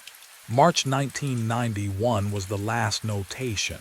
Contamination incident. Permanent seal authorized. No entry permitted. 33 years. Sealed. Welded shut according to the notes. I switched to the camera feed, fingers slipping on the keys. Section D corridor filled the monitor. That long fluorescent hallway I'd walked past 100 times without thinking. The steel door sat at the end, exactly as it always had, undisturbed. The welding seams were visible even on the grainy footage, thick and crude. Nothing moved. Nothing could move. But the radiation reading kept climbing. Can you imagine sitting there, watching impossible numbers rise while the camera shows you nothing's wrong? I checked the dosimeter on my belt. Normal, the spike was localized, contained, inside a sealed room. At 1:22 a.m., the alarm stopped, just stopped. The readings dropped to baseline within seconds, as if someone had flipped a switch. I logged it as equipment malfunction, typed the words with steady hands. The keyboard was warm under my fingers, warmer than it should have been. And in the sudden silence, I heard it, a sound from down the corridor, metal groaning, once, then nothing. I'd rewound the archive to March. Third night back, and I couldn't leave it alone. The groaning from Section D had faded by dawn 2 shifts ago, but the timestamp in the alarm log kept pulling me back. 1:14 a.m. Equipment malfunction. That's what I'd written. I scrolled through weeks of footage, the monitor's glow washing my hands blue. The hum of the ventilation system filled the gaps between my breathing. Stale coffee smell hung in the air, mixed with something metallic I couldn't place. March 5th, 4:17 a.m. The Section D camera flickered, and the door opened. I stopped, rewound, watched again. The welded steel peeled back like foil. A figure in a radiation suit stepped through, walked to my console, the same desk where I sat now, and began working. 8 minutes. I checked the timestamp. At 4:25 a.m., the figure stood, returned to Section D, and the door sealed behind it. My throat tightened. March 12th, 4:17 a.m., same thing. March 19th, 4:17 a.m., identical, every 7 days, for months. Always the same timestamp, the same 8-minute window, the same mechanical movements. I cross-referenced the dates against maintenance logs. No one had reported anything.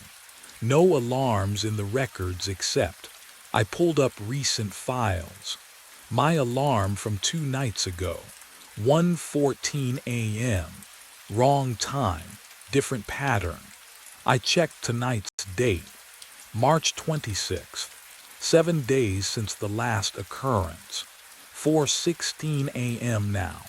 Can you imagine sitting there knowing what you're about to see, knowing you should walk away, call someone, do anything but watch? I pulled up the live feed. Split screen. Section D corridor on the left, my empty chair on the right, captured by the control room camera behind me. 1 minute. The temperature dropped. I felt it on the back of my neck, cold and wrong for a climate-controlled facility. The ventilation hummed louder, or maybe that was blood rushing in my ears. 4:17 a.m. The door opened. Not on the recording, in real time. Steel peeling back in utter silence while my monitor showed it still sealed. The figure emerged, but, oh, something was wrong with the way it moved. Too smooth. Each step identical to the last, like frames repeating in a loop. It walked past the camera and I heard footsteps behind me. I didn't turn around. The keyboard began clicking. On the monitor showing my station, I watched gloved hands typing at my console. The same desk where my own hands rested, trembling now. I could hear each keystroke echoing in the empty room, but when I glanced down, the keys weren't moving. The figure typed for 8 minutes. I counted every second. At 4:25 a.m., the clicking stopped. On screen, the figure stood, turned, walked back toward Section D. I heard the footsteps passing behind my chair, felt the displacement of air, smelled ozone and something else, something like burnt copper and decay. The door sealed. My dosimeter hadn't made a sound. I finally looked down at my keyboard. The keys were warm. And there on my screen, a new entry in the containment log I hadn't written. Observation confirmed. Saturation increasing. But what terrified me most was the timestamp on the entry. It was dated 7 days from now. I couldn't look away from the screen. The log entry glowed in the darkness, time-stamped 7 days ahead. My hands. My hands were still on the keyboard, but I hadn't typed those words. The ventilation system hummed its endless rhythm overhead, indifferent to the impossible. I needed answers. The incident database sat buried in the system architecture, 4 layers deep in archived personnel files. Most operators never accessed it. Why would they? We monitored temperatures, logged readings, went home. But I'd always been the type to dig. Rebecca used to say it was compulsion, not curiosity, that I couldn't let anything rest. She was right. My fingers clicked across keys, each tap sharp in the silence. Section D Incident Reports. Query, all entries since facility commissioning. The search bar blinked, waited, then flooded with results. 5 names. 5 overnight operators, all dead. I felt the cold air from the ceiling vent wash over my neck as I opened the first file. Michael Torres, March 2003. Cause of death, acute radiation syndrome. The next line stopped my breath. Body discovered inside Section D during routine inspection. Inside. But Section D had been sealed since 1991. The welding was visible on every camera angle crude, thick beams across the frame. No one could enter. I checked the door myself on previous shifts, running my fingers along those rough metal seams just to confirm what the cameras showed. I pulled up the next file. Sarah Chen, October 2007. Same cause. Same impossible location. Then Gregory Penske, 1998. David Ochoa, 2015. Jennifer Marlowe, 2023. Can you imagine finding that pattern? 5 people spanning 30 years, all dying the exact same way in a room no one could access. My coffee had gone cold in its stained mug. I didn't remember when I'd last sipped it.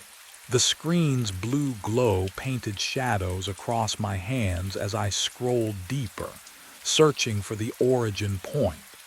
There had to be something earlier. Some incident that explained why Section D was sealed in the first place. The file loaded slowly, as if the system itself hesitated to show me. March 14, 1991. Emergency Containment Protocol. Catastrophic coolant breach. And there, buried in the personnel casualty section, a name that made my dosimeter feel suddenly heavier on my belt. Dennis Kavar, technician, age 41, status, sealed during emergency response. The clinical language couldn't hide what that meant. They'd welded the door, with him inside. Lethal radiation exposure, the report confirmed. Extraction deemed impossible due to contamination levels. Time of containment, 4:17 a.m. 4:17. The exact timestamp of every alarm, every manifestation, every impossible door opening I'd watched on the archived footage. My hands were shaking now. I scrolled through Kavar's file, and the details emerged like something surfacing from deep water. He'd been conscious during the welding. Radio contact maintained for, oh God, 40 minutes after the seal. The logs included fragments of transmission, his voice degrading as the radiation cooked him from the inside. They'd listened to him die. I thought of the figure I'd seen, mechanical, precise, working at the console for exactly 8 minutes before vanishing. Was that him? Still working his shift, 3 decades later, unaware he was already dead. The break room's vending machine hummed suddenly to life behind me, its compressor clicking on. I jumped, heart hammering. Just machinery. Just the facility's endless background noise. But when I turned back to the screen, a new detail caught my eye. Kavar's personnel photo stared out from the file. A man with tired eyes and a slight smile. Someone who looked like he belonged on a night shift. Someone like me. And beneath the photo, a notation I'd missed before. Psychological profile flagged for obsessive tendencies and pattern recognition fixation. Rebecca's voice echoed in my memory. You can't let anything go, Keith. You'll chase it until it destroys you. The archive folder contained one more document. Audio file. Kavar's final transmission, timestamped 4:24 a.m., March 14, 1991. My cursor hovered over the play button. I knew I shouldn't listen. Knew that whatever obsession had killed 5 operators before me was already wrapping around my thoughts like wire. But my finger was already moving, already clicking, because that's what I do, that's what I've always done. The speaker crackled with static, and then I heard it. A voice. Rough, damaged, barely human anymore. And I realized with ice flooding my veins that I'd heard that voice before, just hours ago, warning me through the welded door, which meant whatever was happening in Section D hadn't started tonight. It had been waiting for me all along. I found Hank Bergstrom's number in the archived personnel files, scrawled in pencil beside a retirement date from 2012. My hand shook as I dialed. 3:42 a.m. Too late to call anyone. I called anyway. He answered on the first ring. You're calling about Section D. His voice crackled with static I couldn't explain. My phone was digital. Night shift operator, am I right? How did you? Because they always call. He exhaled, long and rattling. What's your name? Keith Randall. Keith. A pause. Request a transfer tomorrow. Don't ask questions, just do it. I need to know what happened to Dennis Kavar. The silence stretched so long I thought he'd hung up.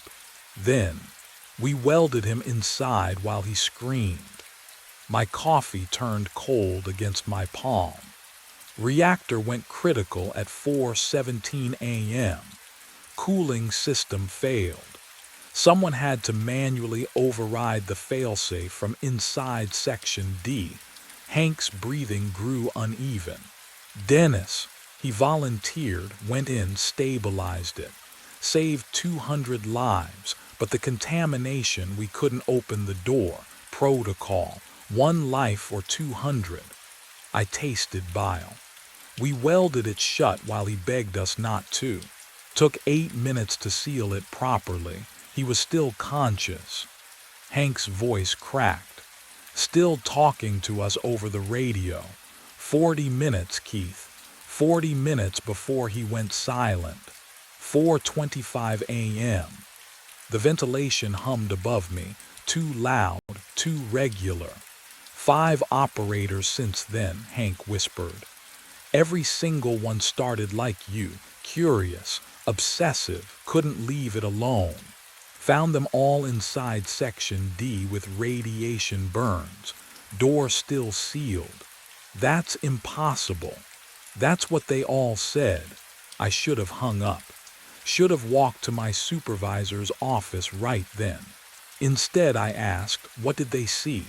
Whatever it was, Hank's voice dissolved into static. They followed it inside. The monitor behind me flickered. 4:16 a.m. 1 minute until the door opened. The phone clattered from my hand at 4:17 a.m. On the monitor, the Section D door swung open. Smooth. Silent. The figure emerged in its radiation suit, moving with that mechanical precision I'd watched for 3 nights. It turned toward the camera, visor reflecting fluorescent light, then disappeared from frame. I stood. My chair scraped against linoleum. This time I'd see it myself, confirm it was real, that I wasn't losing my mind like Rebecca always said I would. The corridor stretched ahead, bathed in that sick fluorescent glow. My footsteps echoed too loud against concrete. The ventilation system hummed its constant note, but underneath, was that another sound? Metal groaning? I couldn't tell anymore.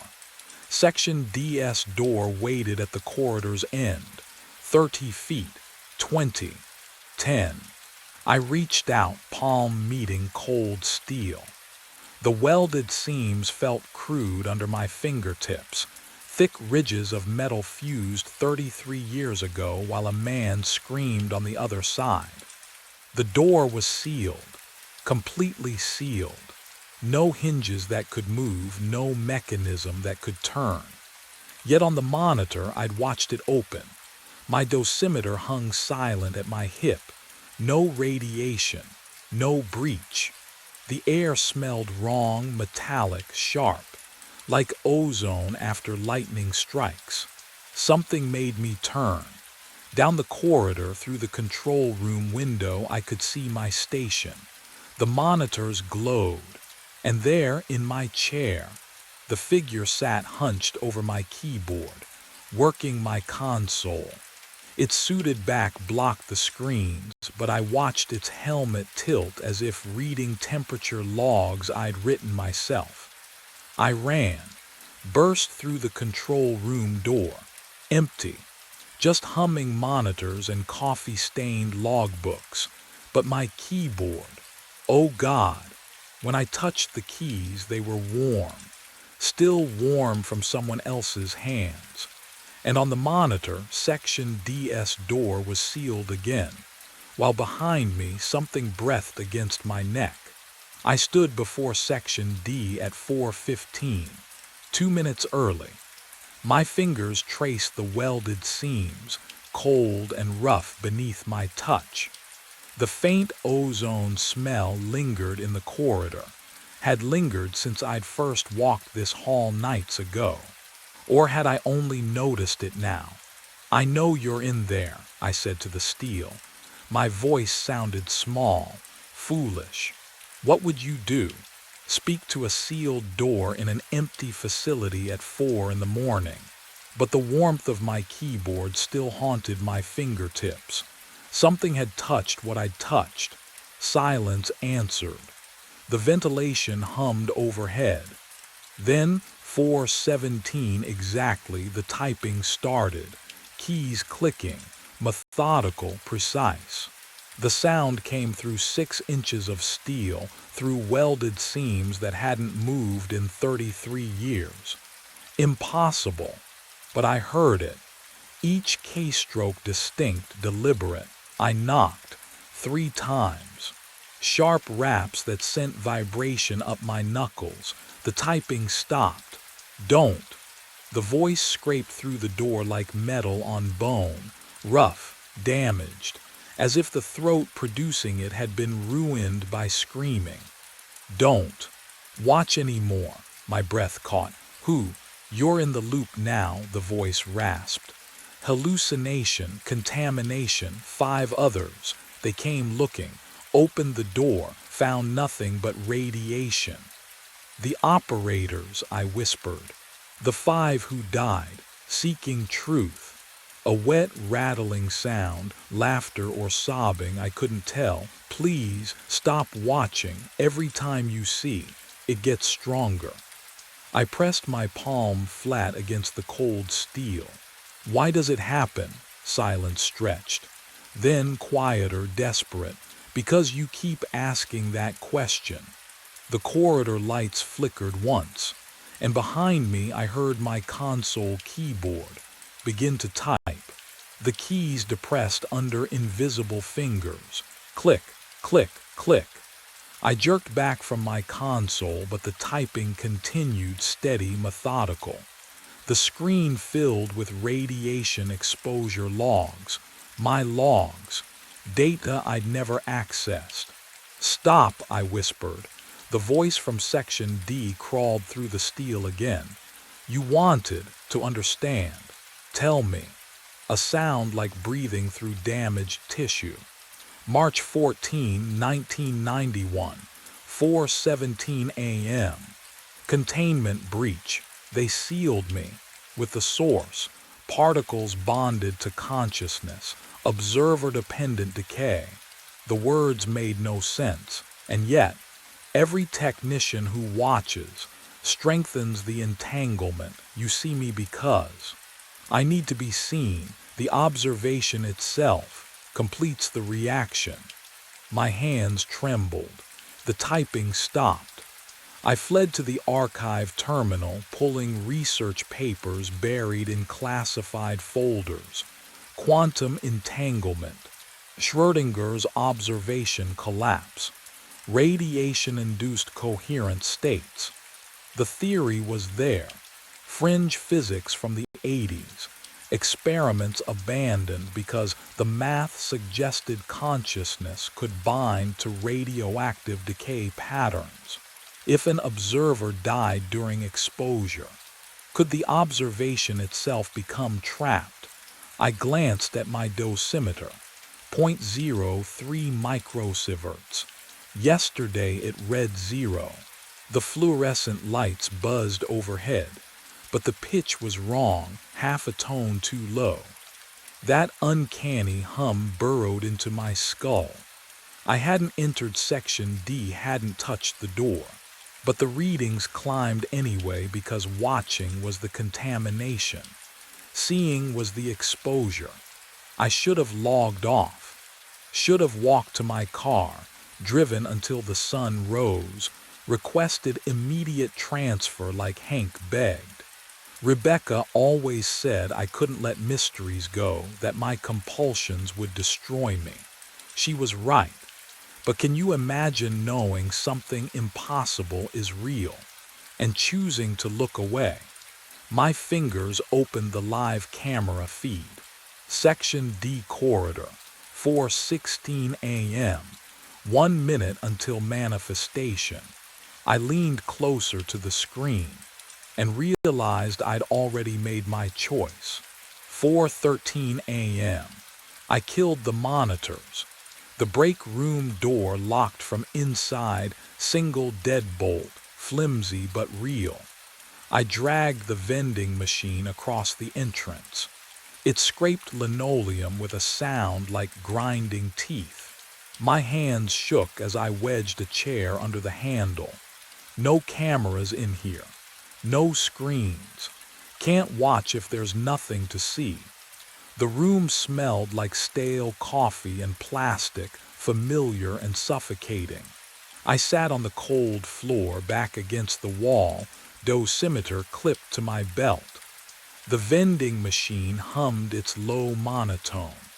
My breath came too fast in the stillness. Rebecca used to tell me I couldn't leave things alone, that I'd pull at loose threads until everything unraveled. Maybe if I just stopped looking, broke the pattern. What would you do knowing the watching itself was killing you? Could you resist? 4:15. I counted heartbeats. The ventilation system whispered overhead. My dosimeter stayed quiet. Maybe this would work. 4:17. Somewhere down the corridor, metal groaned, low, distant. The sound of massive hinges moving. No. Section D was 300 feet away, through 2 security doors. I couldn't possibly hear, but I did. The welded door opening, slow, deliberate. The echo reached me through walls and sealed corridors, impossible and undeniable. My dosimeter clicked, once, twice. Then the light appeared. Orange glow beneath the break room door.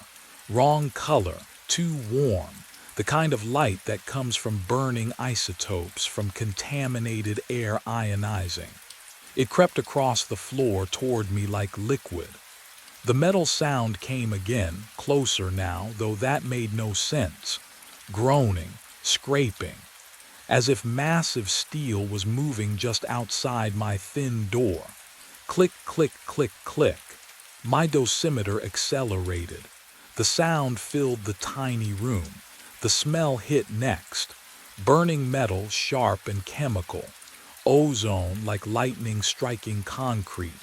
And underneath, decay, organic, sweet and wrong.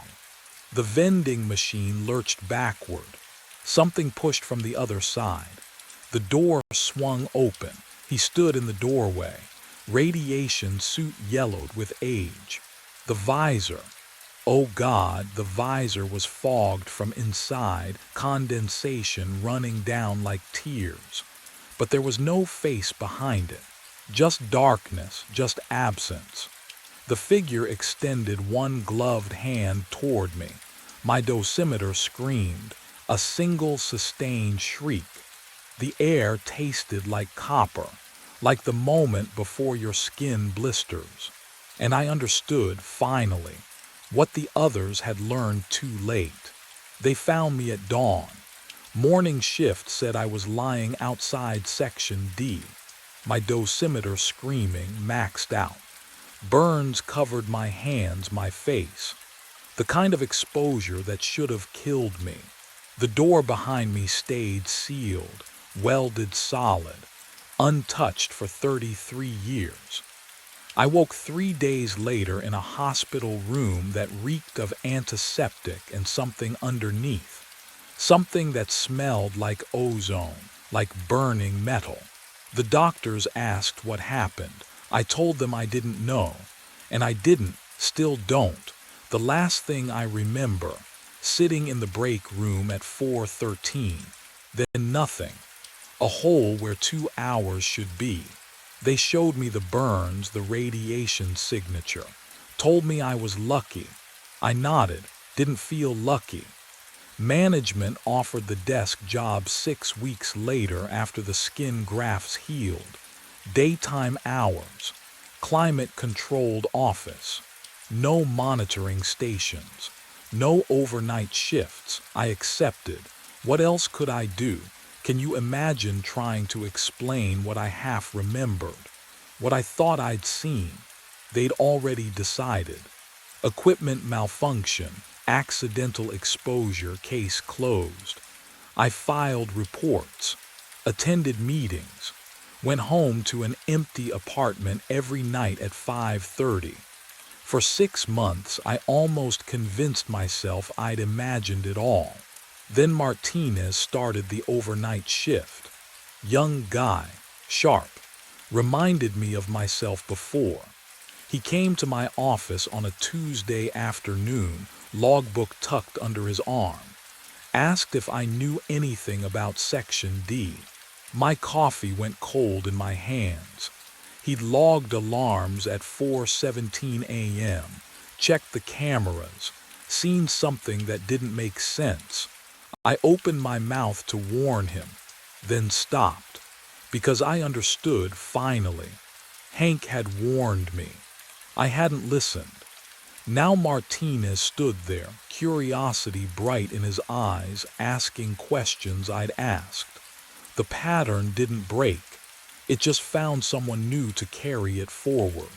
Pen 12 was supposed to be empty. I checked the manifest twice before starting rounds. The clipboard felt heavier than usual in my cold hands. Or maybe that was just the way the night pressed down on everything out here. 10:47. My boots echoed against concrete as I approached the pen, flashlight cutting through the dark. But something stood in the center. A cow. Brown and white patches, completely still, just staring at me. I stopped. The air tasted wrong. Colder here than the other pens, and that didn't make sense. The facility's heating was uniform. I'd worked here 3 years. I knew every sound, every smell, every degree of temperature by heart. The cow didn't move, didn't shift weight or flick its tail. Its eyes caught my flashlight beam and reflected nothing. I glanced down at the manifest again. Pen 12, empty. Scheduled cleaning tomorrow morning. No livestock assigned. So what the hell was I looking at? My breath came out in small clouds as I climbed over the gate. The metal was ice under my palm. Can you imagine that silence? Not even the usual shuffle of hooves from neighboring pens. Just my heartbeat and boots scraping concrete. I got close enough to see the ear tag. The number stopped me cold. LEO 4379, my employee ID number. The cow blinked. Once. Slow and deliberate. That's when the smell hit me. Metallic, thick, like copper pennies left in a closed fist too long, like the taste of blood before it reaches your tongue. I'd smelled it before, somewhere, but my mind wouldn't place it. The cow's mouth didn't move, but somewhere behind its eyes, I saw recognition. And that's when I realized it was looking at me the way you'd look at a replacement. I thumbed the radio. Frank, I need you to check something. Static crackled. Then his voice, bored and tinny. What's up, Leo? Pen 12. The manifest says empty, but there's a cow here. I stared at the animal. It hadn't moved. Hadn't blinked, just watched. Hold on. Keys clicking in the background. System shows pen 12's been empty since Monday. No livestock assigned. No tag registered. My throat tightened. Frank, I'm looking right at it. You sure you're at 12? The number was painted on the gate, bold, white, 12. Yeah, I'm sure, he sighed. Take a picture, send it through. Good, yes, evidence. I pulled out my phone, hands steadier than they should have been. The camera focused. The cow filled the frame, that metallic smell still thick in the cold air. I snapped the photo. The screen showed bare concrete. I blinked, lowered the phone. The cow stood 3 feet away, massive and silent. Raised the phone again, empty pen, just gray floor and shadows. Leo, Frank's voice broke through the static. You send it. Yeah, it's, my voice felt distant. Have you ever doubted your own eyes? Wondered if your mind was betraying you? I clipped the radio, took a step forward. The cow didn't move, didn't react. I reached out slowly, my fingertips trembling as they met the hide. Cold, not cool. Not damp from night air. Cold as freezer meat. As something dead for days. I jerked my hand back, but the cold clung to my fingers, spreading up my wrist like frostbite. The cow's ear tag swayed slightly, my employee number catching the dim overhead light. And then, oh God, then its jaw moved. The jaw moved, and my voice came out. Not a moo, not animal sound, my voice. The same flat Midwest tone I'd heard on voicemails, the one Cheryl said always sounded tired. I've been standing here since March. I stumbled backward. My boot caught the pen rail. The cold metal bit through my jeans, but I barely felt it. The cow's mouth didn't sync with the words. They just emanated from its throat, from the air between us. I collapsed during rounds, it continued, each syllable slow and deliberate. Stroke, right here, right where you're standing now. My hand was still numb from touching its hide. I shoved it into my jacket pocket, squeezed my fingers into a fist. The warmth wouldn't return. 3 days before they found me. Have you ever heard your own voice say something you didn't speak? It's not like hearing a recording. That's just embarrassing hearing how you really sound. This was violation. Someone wearing my vocal cords like a costume. I shook my head. No, no, this was. What? Exhaustion. Carbon monoxide from the truck. I'd skipped dinner. Low blood sugar. Something rational. Something fixable. But that metallic smell thickened in my nostrils. Copper and rot. The scent memory of the meat locker when the generator died last July. You're not real, I whispered. The cow blinked. Once, slowly, its massive head tilted, almost sympathetic. My radio crackled to life. Frank's voice cut through the static. Leo, you copy, finishing my rounds in the east wing. Heading your way, I grabbed the radio. Frank, stay on the line, I need.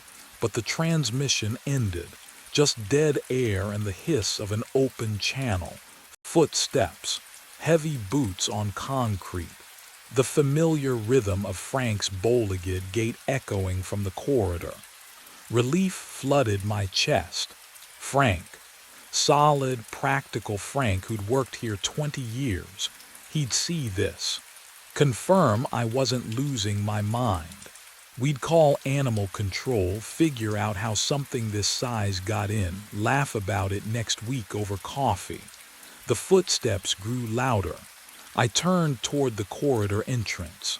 Frank, over here, pen 12. You gotta see, Frank appeared under the overhead light. 58 years old, thermos in one hand, clipboard tucked under his arm. His breath fogged in the cold air. He walked right past me, not around me, past me. His eyes swept the pen, landed on the empty space where I stood and continued moving. No recognition, no pause. Frank, I shouted. My voice bounced off the concrete walls. He kept walking, boots scuffing, humming something under his breath. Some old country song he always hummed. I lunged forward, reached for his shoulder. My hand passed through empty air. He was already 10 feet away, turning the corner toward the south pens. The radio crackled again. Frank's voice. East wing clear. Pen 12 clear, moving to loading docks. I stood there, radio hanging from my belt. My breath should have been fogging like his. It wasn't. I raised my hand to my mouth, exhaled hard, watched for the white vapor. Nothing. The cow watched me with patient, knowing eyes. And when it spoke again in my stolen voice, I finally understood why the air had grown so cold. The cow spoke again in my voice.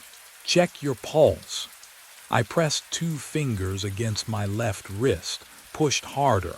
The skin felt room temperature, no colder, like touching raw chicken from the back of the fridge. I shifted my grip, searching for the familiar throb beneath the surface. Nothing. I tried my neck, pressed until my fingertips ached or should have ached. The pressure registered as information, not sensation. Like watching someone else get touched through a screen. No pulse, no heartbeat. I stood there in pen 12, fingers jammed against my carotid artery, and felt absolutely nothing moving inside me. Have you ever tried to find your own heartbeat and failed? The panic that floods through you, except I felt no flood, no adrenaline spike, just silence. The absence where my body's rhythm should have been. I exhaled hard, watching for fog. The cold air stayed clear. My chest rose and fell, habit, muscle, memory, but nothing came out. I was breathing the way you move your legs in a dream, the motion without the function. Cheryl kissed me goodbye at 8:45. I remembered the warmth of her lips, the coffee smell on her breath.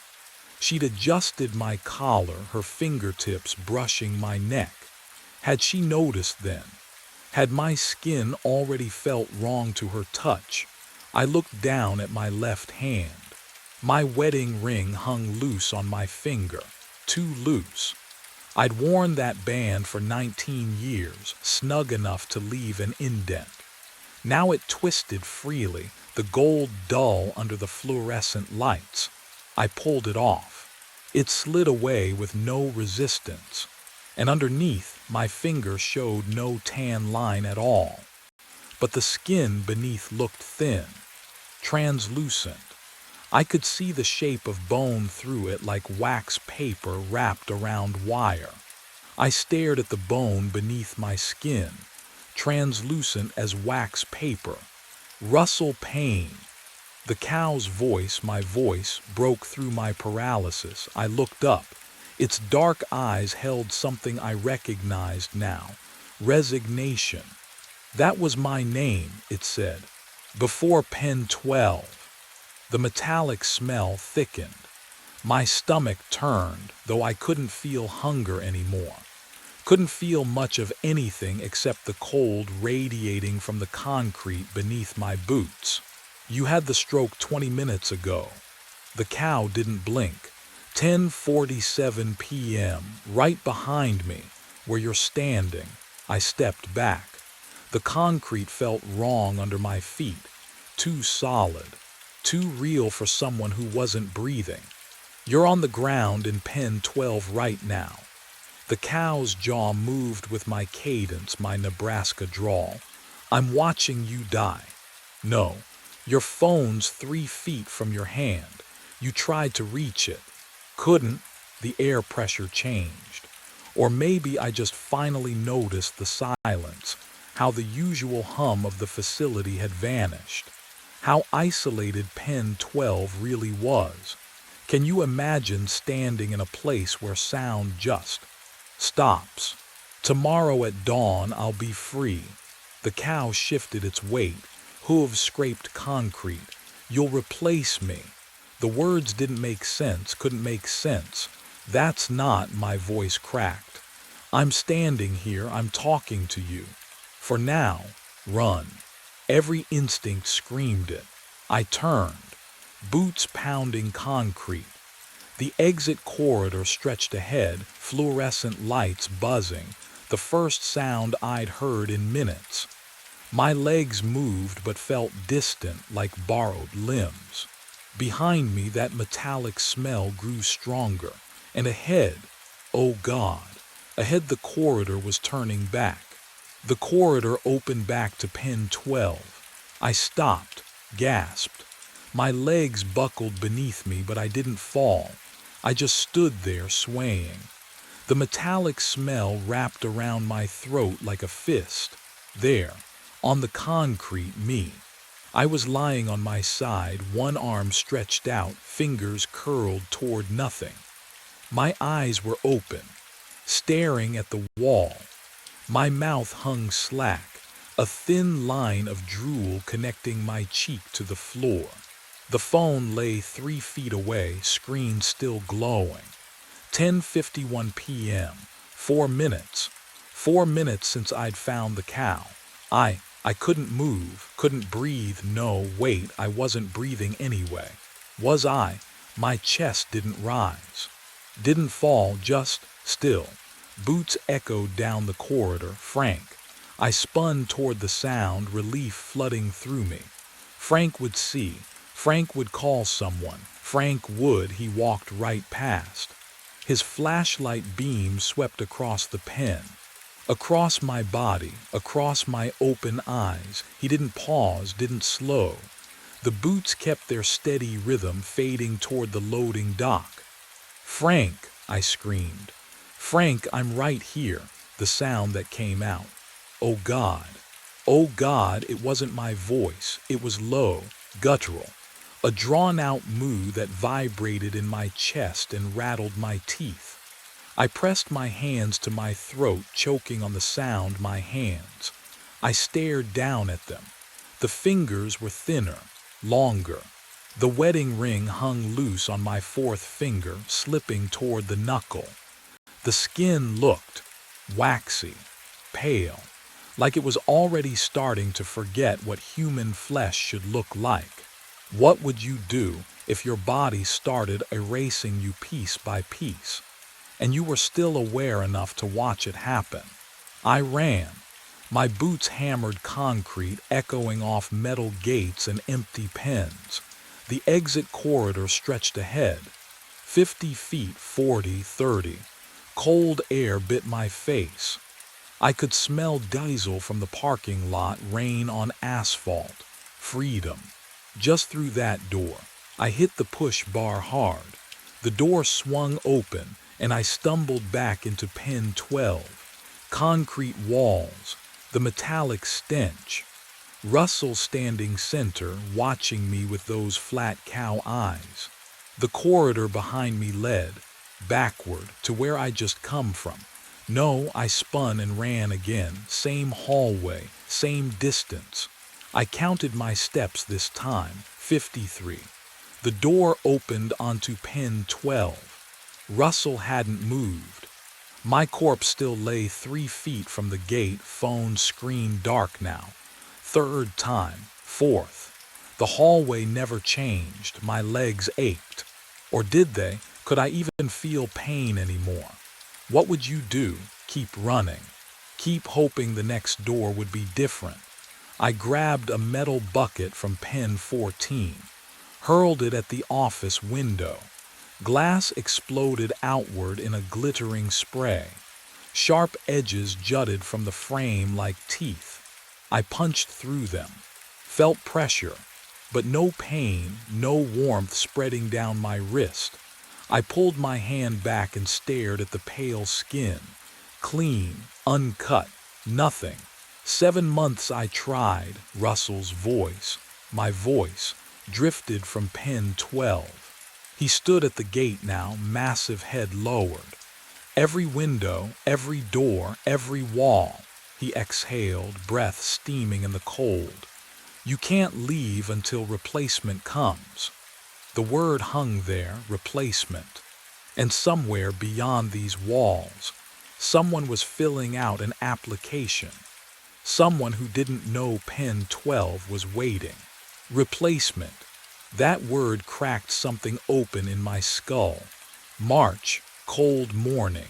The memory surfaced like a body rising from deep water. I'd been the one to find him.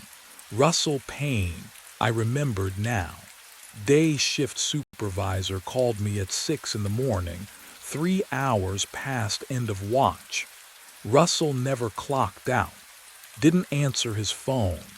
I drove back in dawn light, keys jangling against my hip.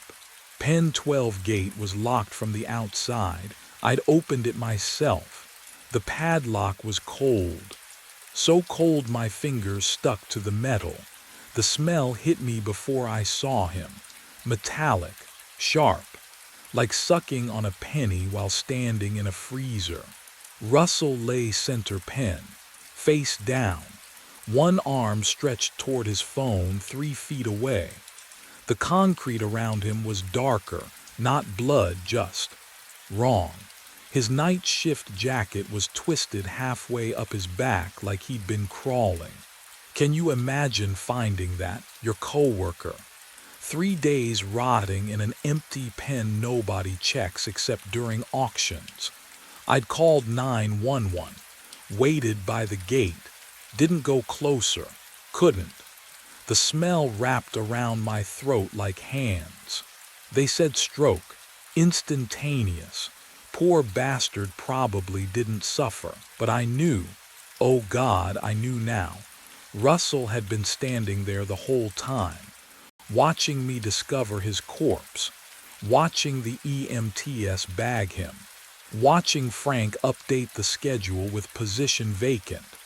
That metallic smell clung to my uniform for days. I pressed my wrist against my nose now, breath deep. There it was, copper, decay. The scent of meat left too long in a locked pen. I smelled like death, because I was death, and 5 a.m. was only hours away. The clock above the office door read 4:53 a.m. Russell stood in the center of pen 12, but something about him looked thinner, like fog burning off in morning sun. His edges wavered. When he shifted his weight, I could see through his shoulder to the concrete wall behind. My hands trembled. No, not trembled, something else. The fingers felt swollen, the knuckles stiff and wrong. I flexed them and heard a sound like wet leather stretching. "It's starting," Russell said. His voice came from far away now, an echo down a long tunnel. I looked down at my body. My uniform shirt stretched tight across my chest. Too tight.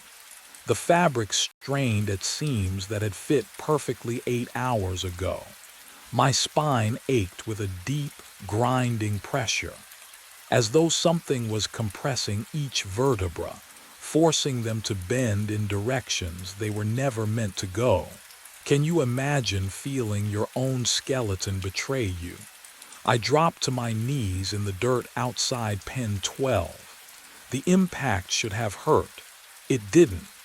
My kneecaps met the ground with a dull, distant thud. I pressed my palms flat against the cold earth and tried to breathe, tried to remember what breathing felt like.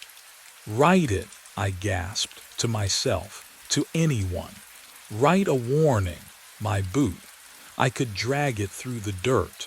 Leave a message for whoever came next. I scraped my heel in long, deliberate lines. DANG, each letter took forever. My leg felt heavier with every stroke, the ankle joint grinding like rusted hinges. ER. The dirt was loose and dark, the letters clear against the pale concrete edge. There, 7 letters, 1 word. I stared at them for 3 seconds. The dirt shifted, smoothed itself, like invisible hands brushing it flat. The letters faded, no, not faded, erased, pulled back into the earth as though they'd never existed. "I tried that too," Russell said. His voice was barely a whisper now. 17 different ways. It won't let you warn them. My spine bent further. I felt my ribcage expanding, the bones spreading outward. My shirt tore along the back seam with a soft, ripping sound that seemed obscenely loud in the pre-dawn silence. Think about the last time your body felt like your own. Hold that memory. Because mine was slipping away and I couldn't, the side door clanged open. Boots on concrete. Heavy, familiar rhythm. Frank's walk. I'd heard it 1,000 times during shift changes. "Leo," his voice carried across the empty pens. "You still here, buddy?" I tried to stand. My legs wouldn't straighten. The knees bent backward now, just slightly, just enough to make standing upright impossible. I crawled toward the sound of his footsteps, my hands scraping against the concrete. "Frank," I tried to shout. My throat produced a low, guttural sound. Not words, not human. His boots passed 10 feet away. I could see him through the gaps in the pen rails, coffee thermos in one hand, clipboard in the other. His eyes swept across pen 12. Across my body, the one still lying on the floor where I'd collapsed 7 hours ago. He didn't stop walking. "Leo," he called again, louder now, annoyed. "Your truck's still out front." He pulled his phone from his belt, pressed it to his ear, and 3 feet from my dead hand, my phone began to ring. The concrete is cold beneath my hooves. I stand center of pen 12, exactly where Russell stood, where I found him 7 months ago. My body, this body, smells like copper and rot. The air tastes metallic. I can feel the yellow tag clipped to my ear, swinging slightly when I move my head. 10:47 p.m. Boots echo down the corridor. New rhythm, younger gait. I know this sound. The way I used to walk these pens before everything ended. Derek rounds the corner. He's 29, fresh hire. Frank mentioned him during orientation. I remember now, fragments of conversations before my stroke. He carries the same flashlight I used, wears the same navy jacket. He stops, stares. What the hell, I try to speak, try to force words through this throat. Run, leave, don't stay until dawn. What comes out is a low, wet moo. Derek steps closer. His flashlight beam catches my ear tag. I watch his face change confusion to disbelief. He pulls out his phone, snaps a photo, checks the screen. Does he see me, or empty concrete? Pen 12 supposed to be. He scrolls through something, the manifest. Supposed to be empty. He backs away, exactly like I did. Same 3 steps, same angle. I am Russell now. The realization settles like ice water in my chest. I stood here watching Russell, and Russell stood here watching whoever came before him. The cycle doesn't break, it loops. Pen 12 always has a cow. Pen 12 is never empty. Derek's boots retreat down the corridor. I wait. In 7 months, he'll collapse during rounds. In 7 months, I'll watch him transform. In 7 months, I'll fade, and he'll take my place. The facility hums around me. Fluorescent lights buzz overhead. Somewhere, Frank is making coffee in the night office. I blink once. The concrete is cold beneath my hooves. I stand, I wait. The cycle holds. The light appeared where no light should be. I press the cold binoculars against my face, hands trembling despite the calm I tried to project. 7,200 feet up in Pinnacle Watch, surrounded by nothing but wind and pine and someone. Something was burning below in the unmapped valley.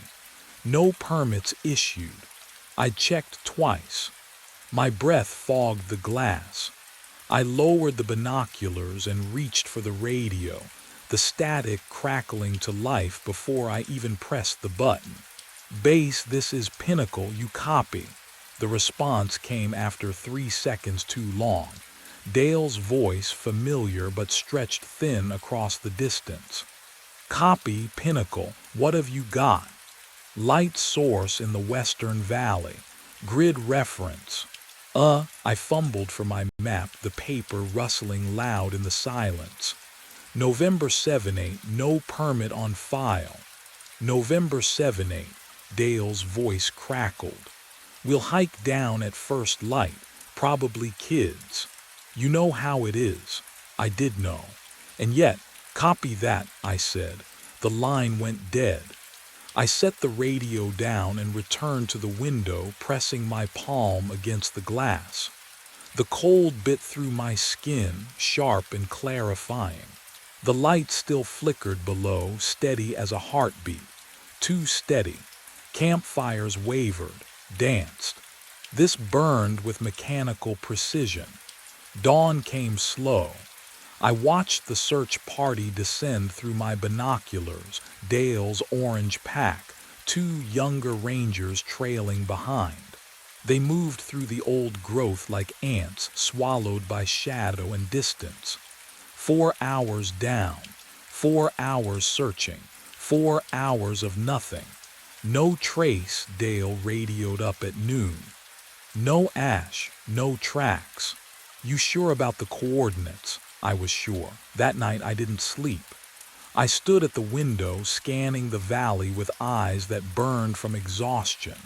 The darkness pressed close, thick and patient. And then, there it was again. Same location.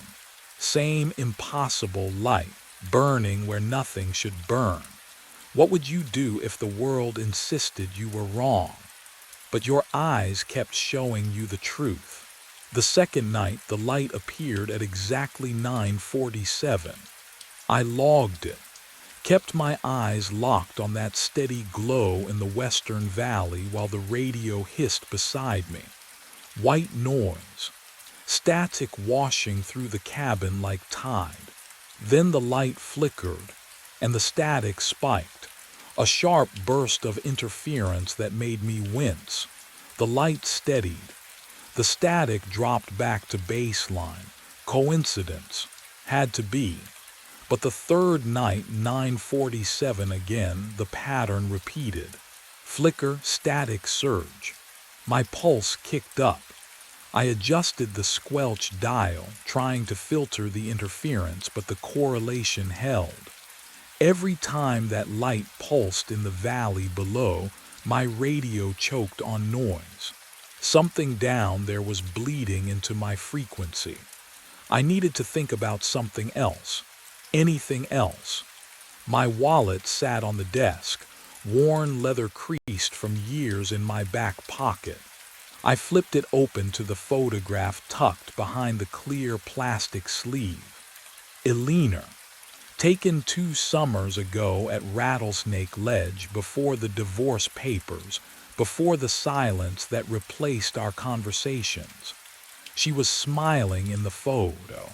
I remembered that smile, but now, her head was angled wrong, tilted slightly left when it should have been straight. Her eyes looked past the camera instead of into it. I blinked hard, rubbed my face with both hands. The photo hadn't changed. Photos don't change. I was seeing things that weren't there because I'd slept maybe 11 hours across the last 4 days. What would you do? Stare at a picture until your memory warps it into something unfamiliar. That's what isolation does. It rots your certainty from the inside. The fourth night came, 9:47. The light appeared on schedule, mechanical, and patient. The static crackled in harmony. I didn't touch the radio this time, just watched. My coffee had gone cold hours ago, a thin skin forming on the surface. The cabin smelled like stale grounds and the metallic bite of oncoming weather.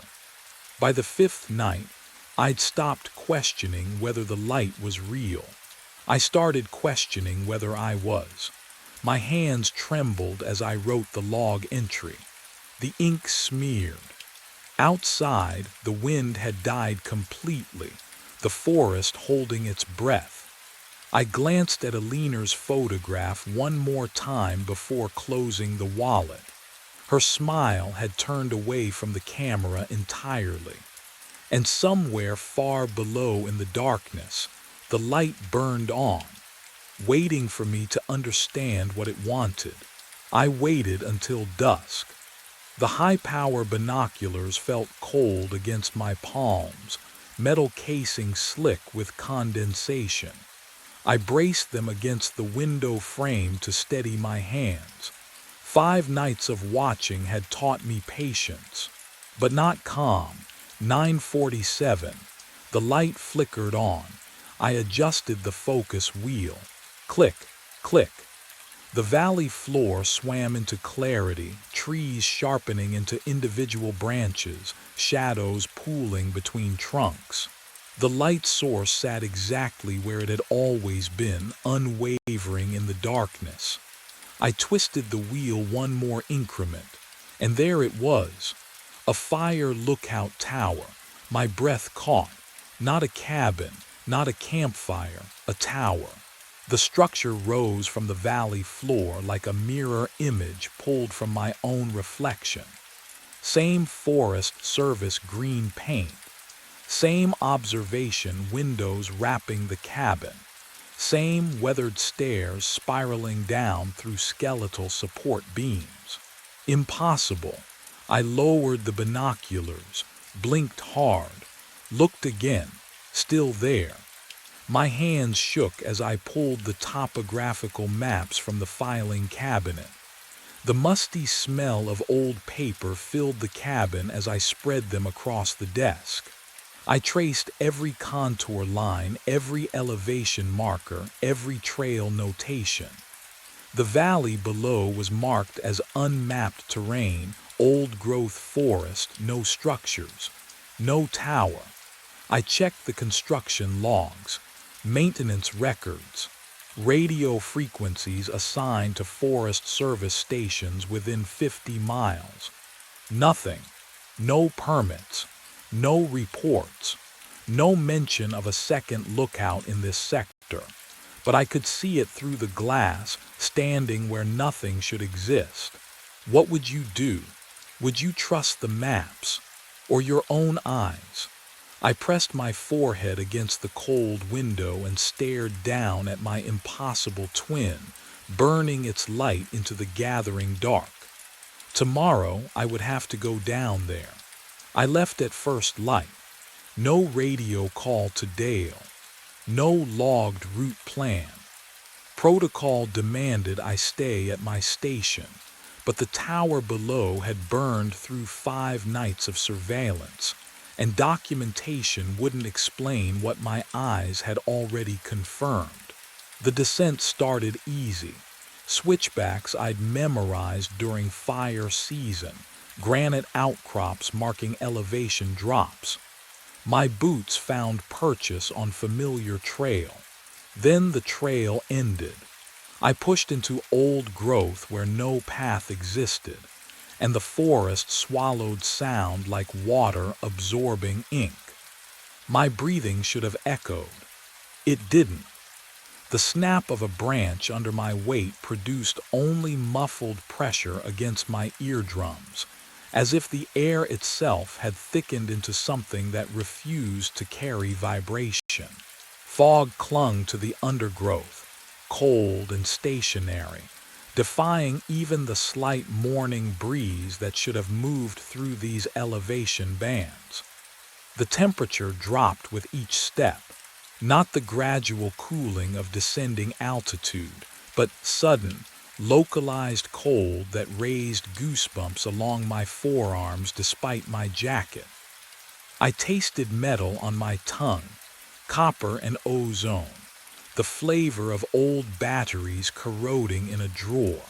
Would you keep walking, knowing something fundamental had shifted, that the forest no longer obeyed the rules you'd learned across 5 years of rangering?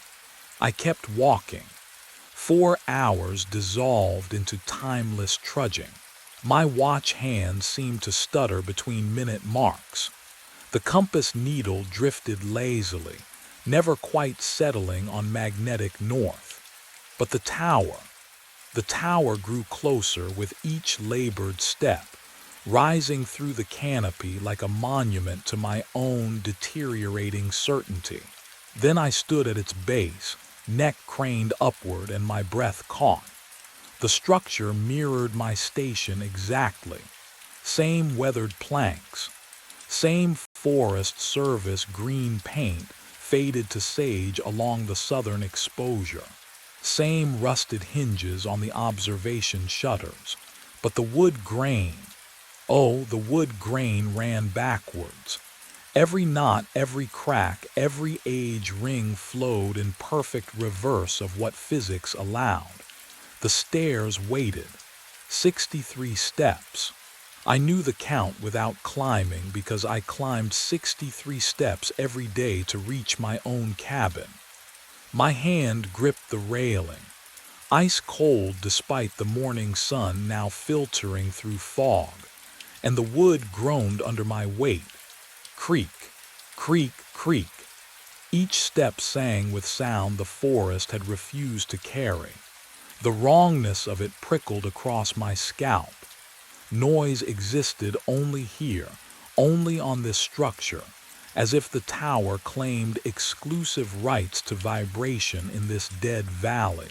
50 steps, 55, 60. The cabin door stood slightly ajar, and through the gap I saw the corner of a desk I recognized. But from inside that sliver of darkness, something else waited.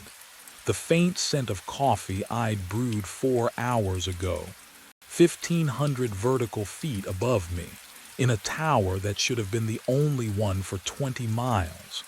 I reached for the door and heard breathing that wasn't mine. I pushed the door open. The breathing stopped. The cabin was empty, but occupied.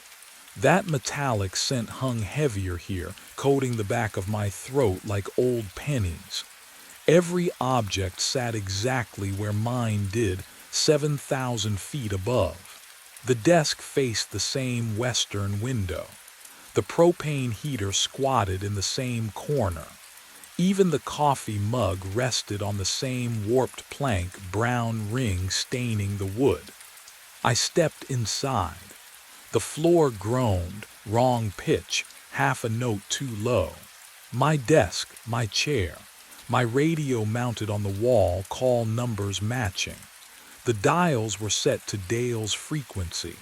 I touched the mug, still warm. My hand jerked back. The coffee inside steamed faintly, surface tension unbroken. Someone had poured this minutes ago. But the cabin stretched empty around me, silent except for my own ragged breathing. The log book sat open on the desk. I knew that binding. Forest Service issue, olive drab canvas, corners reinforced with brass. I'd filled 3 of them over the years. This one looked newer, pages still crisp, but the handwriting. Oh, no, my handwriting. The cramped capitals I used for dates. The way my capital R looped too far left. Entry after entry marching down pages in ink I recognized from my own pen. March 15th. Clear skies. Patrol route Alpha complete. No smoke. I'd never written those words. March 15th, I'd been at my tower, the real one, documenting the same clear skies in my own log book. My fingers trembled as I turned pages. April 9th.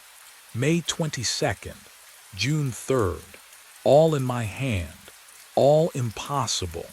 The dates stretched back exactly 6 months, and the final entry written this morning read, "If you are reading this, you have 4 hours before you become me." My fingers found the last page. The paper felt colder than the rest, wrong somehow, like it had been touched by frozen hands. Day 180, the entry began. My own handwriting, but the letters pressed deeper into the page. Desperate, still seeing the fake tower. The ink had smudged in one corner, a thumbprint I recognized. Mine. Every 6 months I've watched it burn through the night. Today I hiked to it. The metallic smell in the air grew sharper. I could taste copper on my tongue, found myself inside. My chest tightened. The words blurred, then refocused. This is my last entry before I disappear. If you are reading this, you are me. You hiked to your own tower. The cabin creaked. Just the wind, I told myself, just settling wood, but the sound came from inside, not outside. A floorboard compressed under weight I couldn't see. The final sentence waited at the bottom of the page. Look behind you. 2 words. 3 syllables. They shouldn't have had power. But my hands started shaking so hard the logbook rattled against the desk. What would you do? If your own handwriting commanded you to turn around in an impossible place, would you obey? I didn't want to, oh God. I didn't want to, but my body moved anyway. Muscles overriding terror. My neck rotated, slow, mechanical, like something else controlled the motion. My shoulders followed. The room spun into view degree by degree. The doorway came into focus. My breath stopped. Not because I couldn't breathe, because something in my lungs forgot how. The air turned solid in my throat, trapped, burning. My heart hammered once, twice, then nothing. Just silence and the shape standing in the frame, watching me with eyes I knew better than my own. I was staring at myself. The man in the doorway had my jaw, my cheekbones, my build beneath the weathered Park Service jacket. But his face, oh God, his face. Deep lines carved through skin turned leathery by sun and isolation. Gray threaded through hair I still kept dark. His hands, scarred, liver spotted, trembling, clutched the same log book I just read. Those hands told me everything. He stepped inside. The floorboards creaked under boots I recognized. The left heel worn on the outside edge just like mine. The metallic smell of the valley clung to him, mixed with old paper and wood smoke. You're wondering if this is real. His voice scraped out rough, aged, but the cadence was mine. The exact rhythm I used when talking to myself during long shifts. It is. I couldn't move, couldn't speak. He set the log book on the desk between us. Every 6 months we hiked to our reflection tower. His finger, my finger, gnarled and thick-knuckled, traced the wood grain. Every time we replace ourselves. Enno, I've been you 9 times, Marcus. Hearing my name in that ruined voice shattered something inside me. What did he mean by replace? The word hung in the cold air like a threat, but I couldn't grasp its full weight yet. He moved closer. I saw the scar above his left eyebrow, the one I got falling from a ladder at age 12. Another on his knuckle from Eliner's broken coffee mug during our last fight. Every mark was mine. Tonight, he reached toward me, and the lamplight caught the deep exhaustion in eyes I'd seen in mirrors for 34 years. Tonight you become me. The room tilted. I looked down at my hands and felt the first cold prickle of change crawling beneath my skin. He extends the log book toward me, and I take it. The leather cover feels cold, too cold. Wrong temperature for skin contact, like holding something that's been buried underground. My fingers close around it. Oh no. The hands gripping the spine aren't mine. They can't be mine. Liver spots bloom across the knuckles like bruises spreading under time-lapse photography. The skin sags, papery thin, revealing blue veins that map decades I haven't lived. A scar cuts across my left thumb, white and ancient. I got that scar. When? I remember now, splitting kindling, February, years ago, but it happened yesterday. My breath comes shallow, fast. I force myself to look at my arms. The flannel sleeves pull back, revealing forearms corded with muscle gone stringy, spotted with age, marked with scars I recognize. The burn from the propane stove. The gash from barbed wire on the trail to Cascade Pass. All mine. All impossible. What would you do? I whisper to the empty air. Would you scream? Would you check again, desperate, praying your eyes lied? I look up, searching for his face, for my face, for answers. The doorway is empty. Just the dark rectangle of the frame. The threshold worn smooth. The hinges silent. He's gone. But I didn't hear him leave. Didn't hear the floor creak. Didn't hear breathing stop or footsteps begin. Then a stair groans below me. The third step from the top. I know its voice. I've climbed those stairs 1,000 times, learned which boards sing and which stay silent. Another creak. Fifth step. descending in the measured rhythm of someone who knows the tower's skeleton as well as his own. I lunge toward the window. My joints ache. When did that start? My knees crack as I move, sounds I've never made, sounds that belong to my father, not me. I press my weathered palms against the glass, smudging it with prints that look nothing like the ones I left this morning. Down below, emerging from the base of the tower, a figure. He wears my jacket. The blue one Alina gave me for our anniversary. My pack bounces against his shoulders, young shoulders, straight and strong. His gait is easy, familiar. I watch him navigate the rocks at the clearing's edge, stepping exactly where I would step, favoring his left leg slightly because of the old soccer injury that never quite healed. He doesn't look back. Why would he? He thinks he escaped, thinks he discovered the truth and walked away free, thinks the nightmare lives down here in this valley, and safety waits up there in his tower, my tower. His tower now.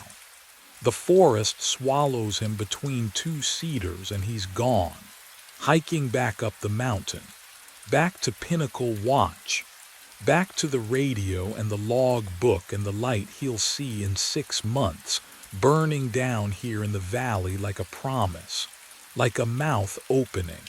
The silence that follows his departure isn't peaceful. It's hungry.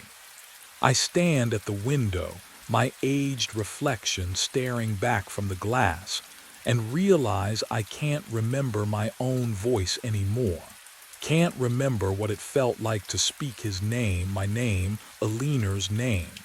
I open my mouth to test it. Nothing. Not even a whisper. Not even breath shaped into sound. My throat works, muscles contracting, but the air passes through dead and mute. The tower has already begun taking what it needs. My voice first, then memory, then self. But what comes after silence, I'm only beginning to understand. I lunged toward the window.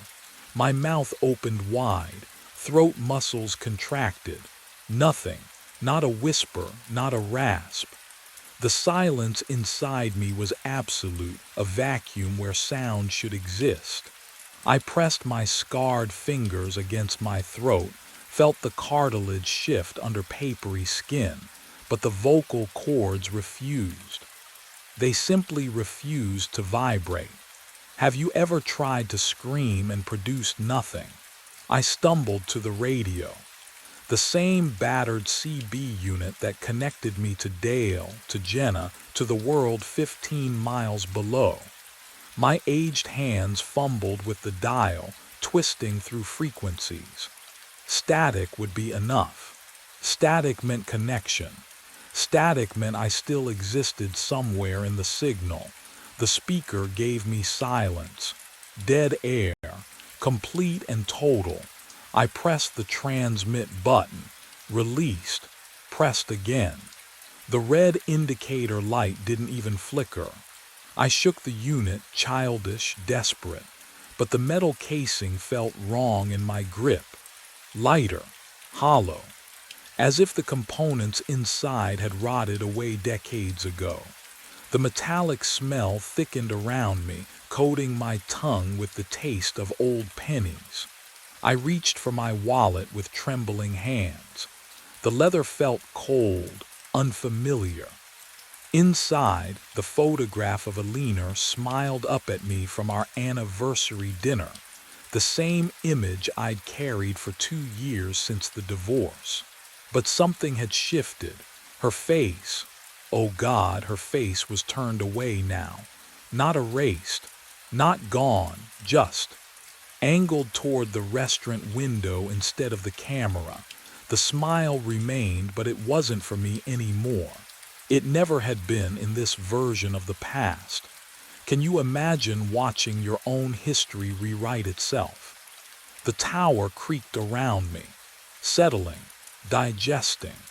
I was being unmade, thread by thread, erased from every frequency and photograph and memory.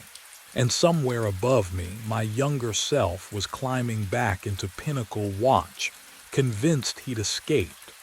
But 6 months from now, he'd see the light. The days blur into weeks, weeks into months. I document the weather, record false patrol routes, fill the log book with my handwriting because that is what the tower demands. The pen feels foreign in my scarred hands, but the letters form themselves, muscle memory older than thought. On day 173, the light appears, not in this valley, but across the impossible distance, burning in my original tower. Pinnacle Watch glows through the fog, and I lift the binoculars with hands that shake from more than age. Through the lenses, I see him, myself, younger, leaning forward at the observation deck, scanning for smoke. He spotted it. I watch him radio it in. Watch him pace the cabin floor 3 nights running. The static crackles even here, metallic taste flooding my mouth, copper and cold. He doesn't know yet, can't know. The tower protects its secret until the moment of replacement. On day 180, he descends. I track his progress through the old-growth forest, his pack bobbing between trees. 4 hours. The same route I took. The same certainty driving each step. I lower the binoculars when he reaches the valley floor, because I cannot watch him climb these stairs, cannot witness the moment his hands touch this railing, still warm from my grip. Instead, I open the logbook, write the final entry. If you are reading this, you are me. You hike to your own tower, look behind you. The ink dries, footsteps creak on the stairs outside. I stand, turn toward the doorway. He'll need the logbook. He'll need to understand, though understanding changes nothing. The door swings open and I see my own face, younger and terrified, staring back at me. The cycle completes. I hand him the book and step toward the stairs, toward the forest, toward 6 months of forgetting. The tower has always been patient. I heard my full name at 2:47 in the morning. Not Kyle, not Hey Man, Kyle Andrew Mercer, whispered through the monitors like someone stood inches from microphone 3. I froze. My coffee had gone cold hours ago, and the booth smelled like stale air and circuit boards. Studio B sprawled beyond the glass, empty. Every shadow exactly where it should be. I rewound the feed. My fingers felt numb on the mixing board, that particular cold that comes from being awake too long in a room without windows. The waveform spiked at 2:47. I isolated the audio and hit play. Kyle Andrew Mercer. The voice was barely there. A breath shaped into syllables, but it knew my name, my full name. I leaned closer to the monitors, and the hum of the equipment seemed louder than it should be, vibrating against my sternum. I played it again. Kyle Andrew Mercer, 1422 Ashland Avenue, apartment 7, my address. The room tilted. I gripped the edge of the desk. Who would know that? I'd worked here for 3 months, never mentioned where I lived. Ray barely knew my last name. The overnight shifts were supposed to be simple. Monitor the automated recordings, log any glitches, go home at dawn. I rewound further, found another spike at 2:38. Colleen. Your mother's name is Colleen. What would you do? Hearing something that shouldn't exist, something that knows you in a way nothing should. My hands started shaking. Not a tremble. A full shake that made the mouse click twice when I tried to save the file. I saved it anyway. The timestamp burned on the screen, 2:47 a.m., and Studio B remained empty. Or at least, I couldn't see anyone there. But when I looked at microphone 3, I swear the shadows around it seemed darker than before. I tore through the studio office like a man possessed. Filing cabinets lined the back wall, gray metal doors hanging open as I yanked drawer after drawer. The fluorescent light above me buzzed with a frequency that made my teeth ache. Dust spiraled through the stale air. Each folder I touched left grime on my fingertips. Ray kept records. He had to. Maintenance logs, equipment reports, something. And I found it, tucked behind outdated tax forms, a stack of engineer logbooks bound with cracked leather. The pages exhaled a musty scent when I cracked the first one open. My hands still trembled from the recording session, from hearing my mother's name whispered through microphone 3. I needed answers. I needed to know if this had happened before. The entries were mundane at first, signal tests, calibration notes. Then I flipped to 2019 and saw the name, David Ames. His handwriting was tight, controlled, professional, but 3 pages in, the letters grew jagged. Desperate, Studio B equipment malfunctions after midnight. Audio artifacts in unoccupied room. Voices where there should be silence. I stopped breathing. The next entry was dated a week later. Recommend retiring microphone 3. Something's wrong with the signal path. I keep hearing. The sentence ended mid-thought. The page after it had been torn out, ragged edges still clinging to the binding. David Ames never wrote another entry. No resignation letter in his file. No forwarding contact information. He just vanished. My phone vibrated against the desk. Sarah's name lit the screen. 3rd call tonight. I let it go to voicemail, my eyes locked on that torn page. What had David heard? What made him rip out that final entry? The fluorescent light flickered. Once. Twice. In the sudden dimness, I noticed something I'd missed. David's last visible words were written in ink that looked too fresh for 6 years old, almost wet in the half-light, and beneath his signature in letters so faint I almost missed them, 2 words were scratched into the paper. Don't play. I stopped going home. The first night after finding that logbook, I dragged a folding chair into the sound booth and waited. The hum of the ventilation system pressed against my eardrums like a hand over my mouth. Studio B sat beyond the glass, dark except for the red standby light on microphone 3, glowing like an eye that never blinked. 2:47 a.m. arrived with a whisper, softer this time, just my name. Kyle. I had every channel isolated, every frequency mapped. My fingers flew across the mixing board, carving out the voice from the ambient noise. The waveform on the monitor showed a pattern, regular, rhythmic, like breathing. Sarah called at 3:15. I watched my phone vibrate across the console, her name lighting up the screen. I didn't reach for it. Couldn't. Because the whisper came again, and this time it said, please. Would you have answered? Or would you have done what I did? Leaned closer to the speakers, turned the volume up until that single word filled your skull. Night 2. Night 3. I brought coffee that went cold. Brought food I didn't eat. The studio smelled like stale air and my own sweat, sharp and sour. Sarah stopped calling, started texting instead. Are you okay? I'm worried. "Kyle, please." The whispers grew teeth. They came earlier each night. 2:50, 2:49.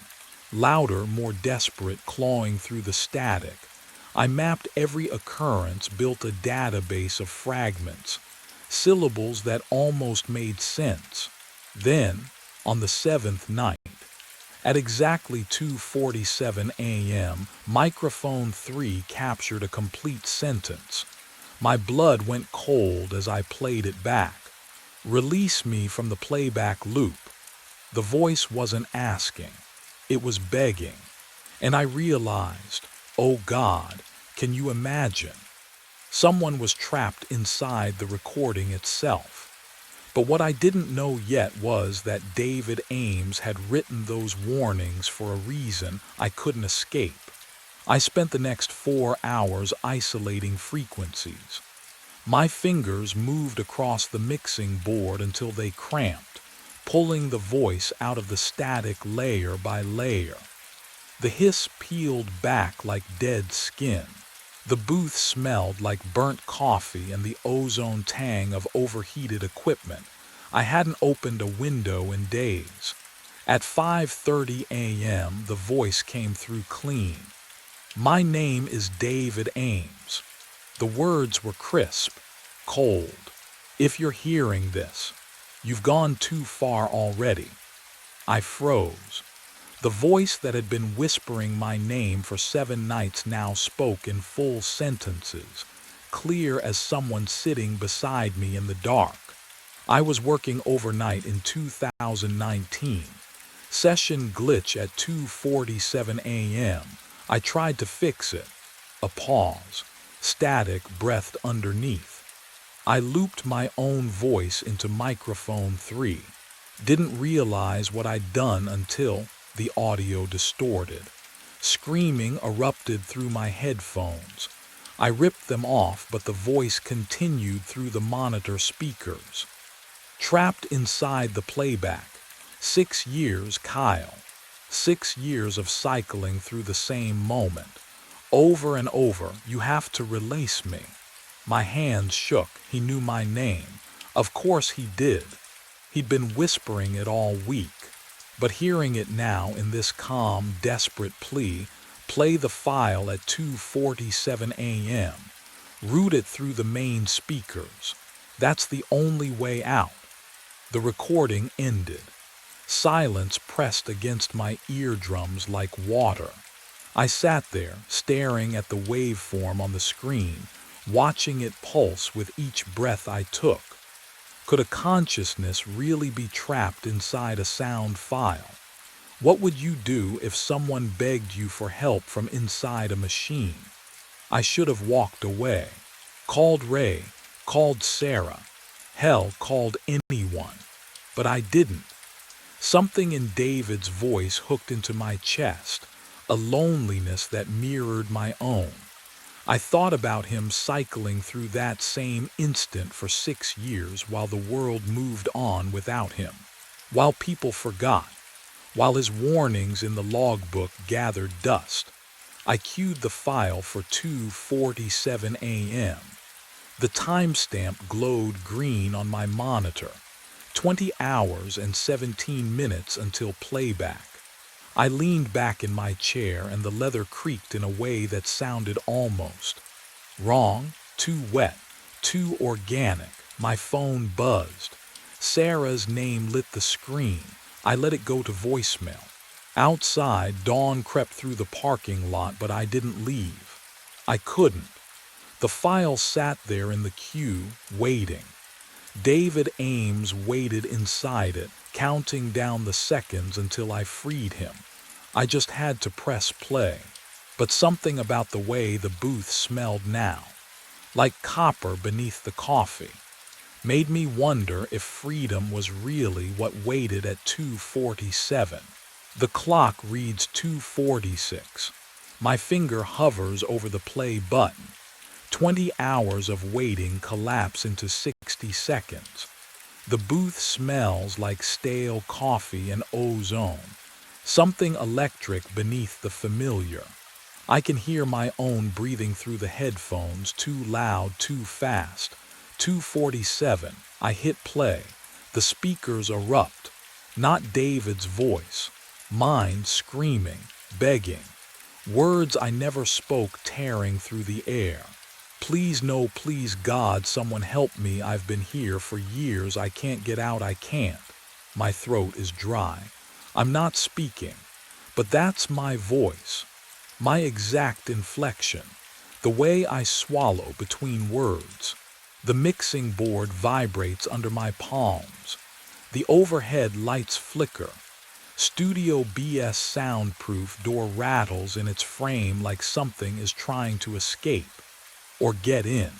Can you imagine hearing yourself beg for mercy when your mouth is shut? The monitors flash white. One by one they blow out with wet pops that smell like burning plastic. Smoke curls from the center screen. Silence. Total. Absolute. The kind of quiet that presses against your eardrums. Then, footsteps, soft, deliberate. Coming from inside Studio B, I press my face against the booth window. The glass is ice cold despite the summer heat. Through the dim emergency lighting, I see a figure standing at microphone 3. Same height as me, same build. The air around it shimmers like heat waves over asphalt.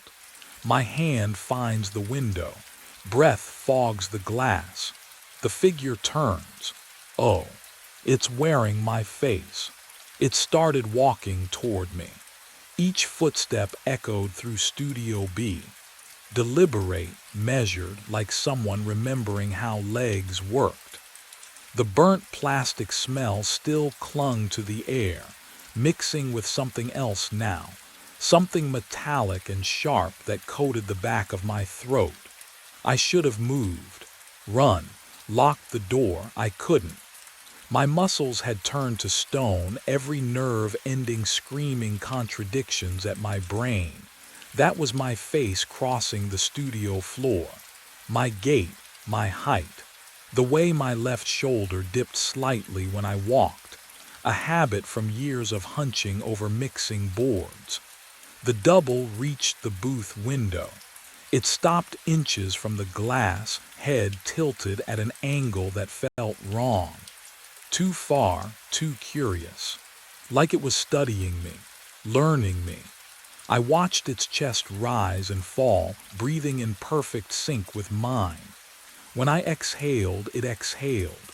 When my heart hammered against my ribs, I swear I could see its pulse jump in its throat. Then it raised its right hand, pressed it flat against the glass. The cold hit me first, a shock of winter air that shouldn't exist in the temperature-controlled booth. I looked down at my own right hand, still gripping the edge of the mixing board, knuckles white. But on the glass, oh God, on the glass, a handprint appeared on my side. Perfect. Aligned exactly with the double's palm, moisture beading at the edges. The whorls of fingerprints I'd know anywhere because I'd seen them every day of my 28 years. I hadn't moved my hand. The realization crawled up my spine like ice water. Have you ever felt your body betray you? Felt yourself somewhere you shouldn't be? I was looking through the glass, but I wasn't on the right side anymore. Somehow, impossibly, I was inside. Trapped in the audio system, the playback loop, the recording that had screamed my future in my own voice. The double was free. And then, the door handle turned, metal grinding against metal. The booth door, the one I'd locked hours ago, swung open on hinges that suddenly refused to squeak. The double stepped across the threshold, its shoes making no sound on the floor I'd walked across 1,000 times. I tried to scream. My mouth opened. My lungs pushed air. Nothing came out but silence. My mouth opens. No sound. I try again. Nothing, not even breath because I don't have lungs anymore, just awareness, formless, trapped inside the hum of circuits and copper wire. The booth smells like burning ozone, sharp and chemical, like the air after lightning strikes too close. The double, my double, stands 3 feet away. It moves with my gait, my slight limp from the torn meniscus 2 years ago. It rolls my shoulders the way I do after sitting too long. It doesn't look at where I am because I'm nowhere. The figure walks to the mixing board. My fingers tap the power button. The monitors die. One by one, click, click, click. Methodical, calm. Then it grabs my jacket from the chair back and leaves through the booth door. I want to follow, but I can't move. Can you imagine that? Not being paralyzed, but simply not existing in space anymore. Then the vision shifts. Security camera feed. Parking lot angle. Grainy green night vision glow. I'm seeing through the studio's surveillance system. Somehow. The double walks across wet asphalt, rain catching in the overhead light, and unlocks my Honda with my key fob. The brake lights flare red. The engine turns over. My car pulls out of the lot at 2:51 a.m. Gone. The feed cuts to black. I'm alone in the static, and then I feel it. The pull, backward through time like a fishing line reeling in. The booth reassembles around me, not as a place I can touch, but as data I perceive. The timestamp in the corner of the dead monitor reads 2:47 a.m. It repeats, 2:47 a.m. I watch myself, the real me, the old me, sit at the mixing board. I watch my hands cue the isolated file. I watch my finger hover over play. Then the explosion of sound, the shake, the silence. 2:47 a.m. again. The same 4 minutes. Over and over. I'm caught in the playback loop, experiencing my own displacement on infinite repeat, and the worst part is that I remember every single cycle. They don't overwrite each other. They stack, layer upon layer of the same terror. How long has it been? Hours, days. I try to surface, to push against the current. Something gives. I feel pressure, not physical, but vibrational, frequency-based. I force myself toward the microphone input. Toward microphone 3 in Studio B I surface, gasping. But I'm not breathing. I'm pulsing through the diaphragm, vibrating the air itself. And for one brief second I exist as sound instead of silence. Then the loop catches me again and drags me back under. But I'd felt it. The edge. The possibility of reaching whoever comes next. The question was whether they'd listen, or whether they'd make the same mistake I did. I focused everything I had on microphone 3.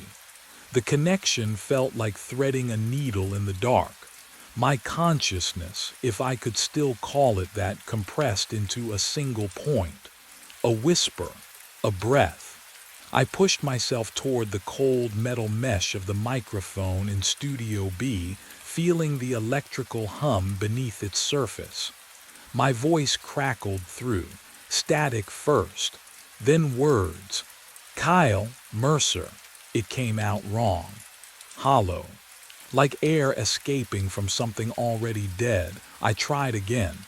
15:03 Brennan Street.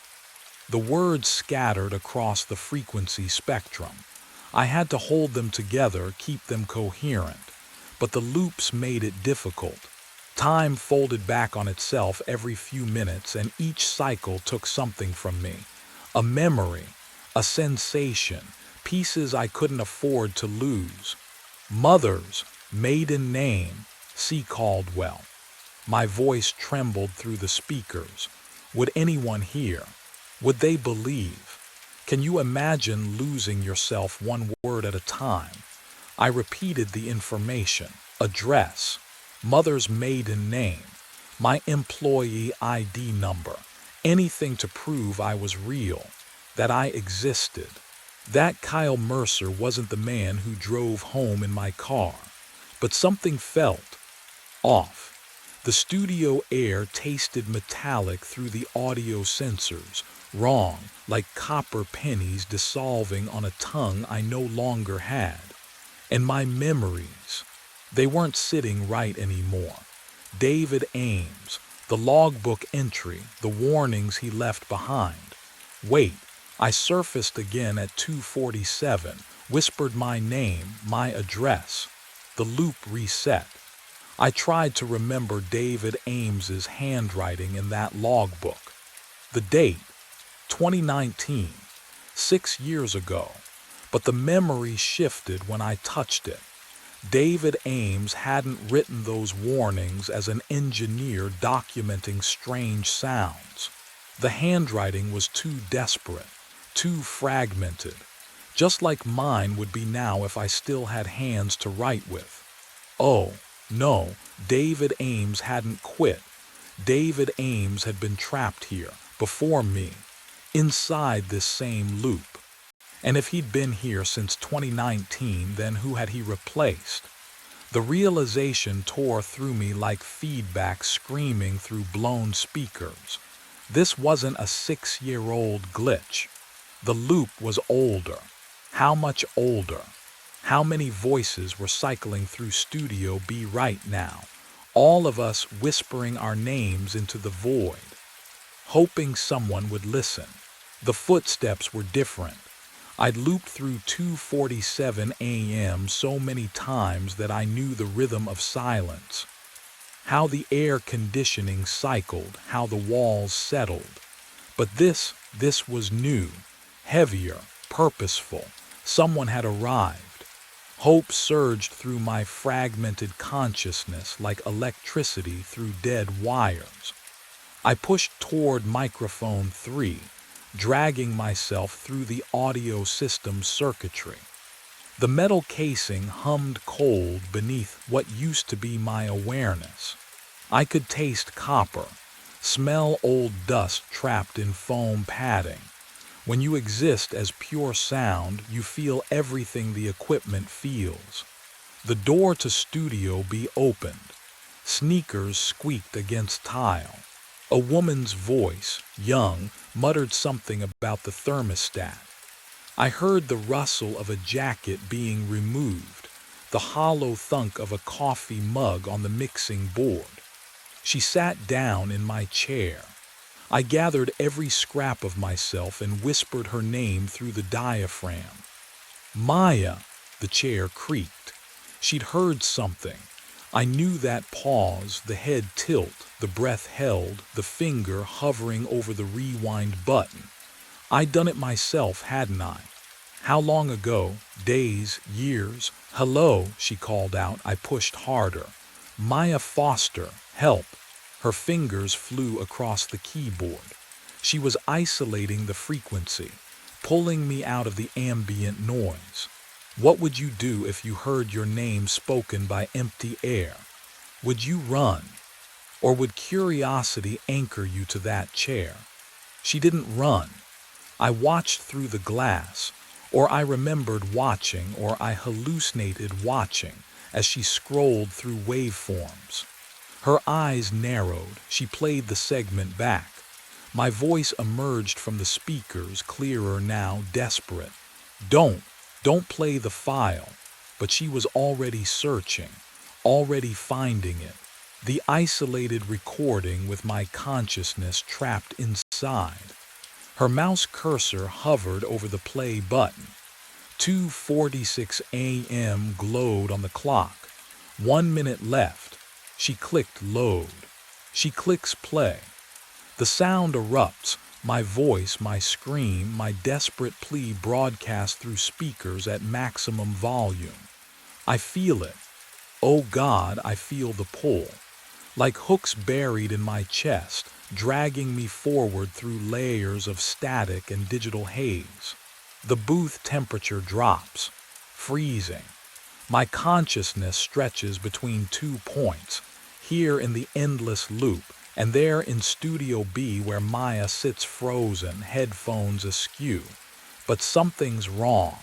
The pull intensifies, splitting me wider, thinner. I'm not moving toward freedom.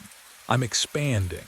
And Maya, she gasps, gripping the desk as her breath fogs the air. Her eyes widen. She hears it now, not just my voice, but all of us. David Ames whispering coordinates. Someone older, fragmented, begging in a language I don't recognize. We're a chorus of the trapped, humming through copper wires and circuit boards. The clock resets. 2:47 a.m. Can you imagine what that feels like? To fracture into sound itself. Maya stumbles backward, but she doesn't leave. She just stares at microphone 3, listening. Somewhere beyond these walls, my doppelganger wakes in my bed, my apartment, my life, Sarah's warmth beside him. He'll brush his teeth with my toothbrush, drive my car, live, and I'll surface again next week, next month, whispering names to the next curious engineer who works the graveyard shift. Studio B hums, the loop tightens.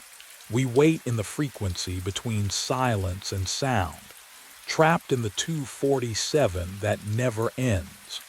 Dirt filled my mouth when I woke. I spat, tasted grit and iron. The concrete was cold beneath my cheek, rough against my skin. I tried to move, couldn't. Something held me tight around my chest. My harness, clipped to what? I blinked into darkness, vision swimming. The carabiner was locked to a safety ring bolted into the turbine foundation. When had I done that? I couldn't remember clipping in. Couldn't remember lying down. The wind howled across the Iowa flatland, cutting through my work jacket like it wasn't even there. 2 a.m. cold, October cold, the kind that makes your bones ache. I sat up slowly. My hands, oh God, my hands were shaking. Not from the cold, from something else. Something that sat in my chest like a stone, heavy and wrong. I looked down at my palms. They were pale in the darkness, trembling so hard I had to clench them into fists. The wind turbine loomed above me. Turbine 7. White paint glowing faint in the moonlight, tower stretching 200 feet into the black sky. The blades weren't turning. Silent, still. And then I remembered, falling. The memory hit me like a fist. My boots slipping on the platform edge. The rail too far away. My fingers grasping at empty air. The ground rushing up, not down, because when you fall everything inverts, and the impact that should have, my radio crackled, static hiss, then a voice. Nina's voice, my supervisor, tinny and distant through the speaker clipped to my shoulder. Owen, we need you at Turbine 7. Emergency repair. Generators offline. Winds picking up. Can you get up there tonight? Tonight. I stared at the radio. My throat was dry. I tried to speak, but nothing came out at first, just a croak. I swallowed and tried again. I'm already here. Static. Long, hissing silence. Copy that, Nina said finally. Get it done. We're bleeding money every hour that turbine's down. The radio went dead. I looked up at the tower again. The ladder rungs disappeared into shadow, climbing and climbing until they vanished into the nacelle platform at the top. The generator room. The place where I'd spent 1,000 shifts doing maintenance, tightening bolts, checking oil levels, running diagnostics. The place I'd fallen from. But I hadn't fallen, had I? I was here, alive, breathing. My chest rose and fell, lungs pulling in the night air that smelled like machine oil and distant rain. Can you imagine waking up like this? Not knowing if you're alive or dead or stuck somewhere in between. The wind shifted, and I swear it sounded like breathing. Not the normal whistle through the turbine blades, not the moan of air moving across the plains. This was different, rhythmic, deliberate, in and out, like lungs filling and emptying, like something massive and patient waiting for me at the top of that ladder. Every instinct screamed at me to unclip the harness, walk to my truck, drive away from this place and never look back. But I couldn't. You have to understand, I've never left a job unfinished in my life. Never walked away from a repair half done. It's not who I am. Sarah used to say it would kill me someday, this obsession with completing every task, crossing every item off the list. Turbine 7 needed fixing. Nina was waiting. The job wasn't done. My fingers moved to the carabiner. Muscle memory. I unclipped from the foundation ring and stood on legs that felt like they belonged to someone else. The harness hung heavy on my shoulders, straps digging into my ribs. The tower door stood open, just a crack.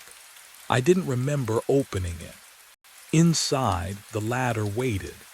200 feet of narrow metal rungs disappearing up into the dark throat of the turbine shaft.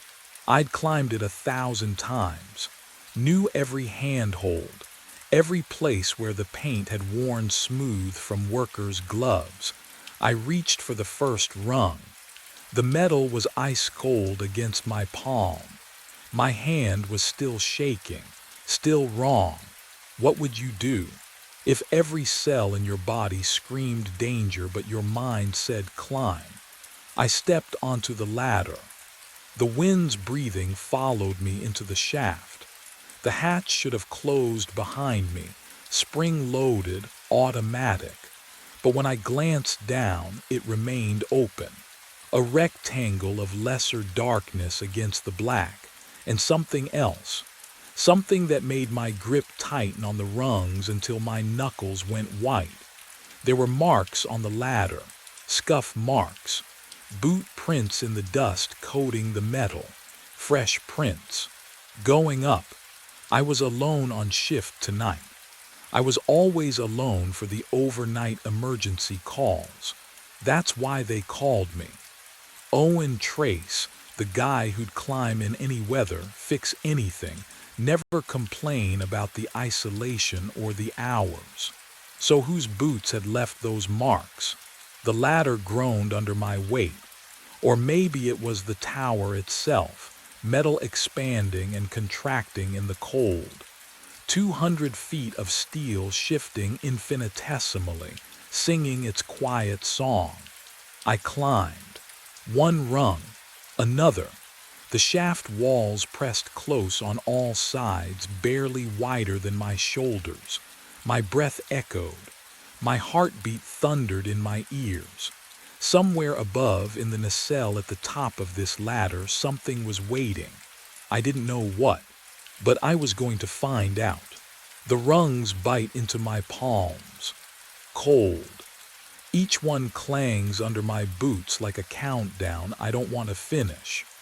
The wind screams past the ladder shaft, and I press my body against the metal, trying not to think about the 200 feet of empty air behind me.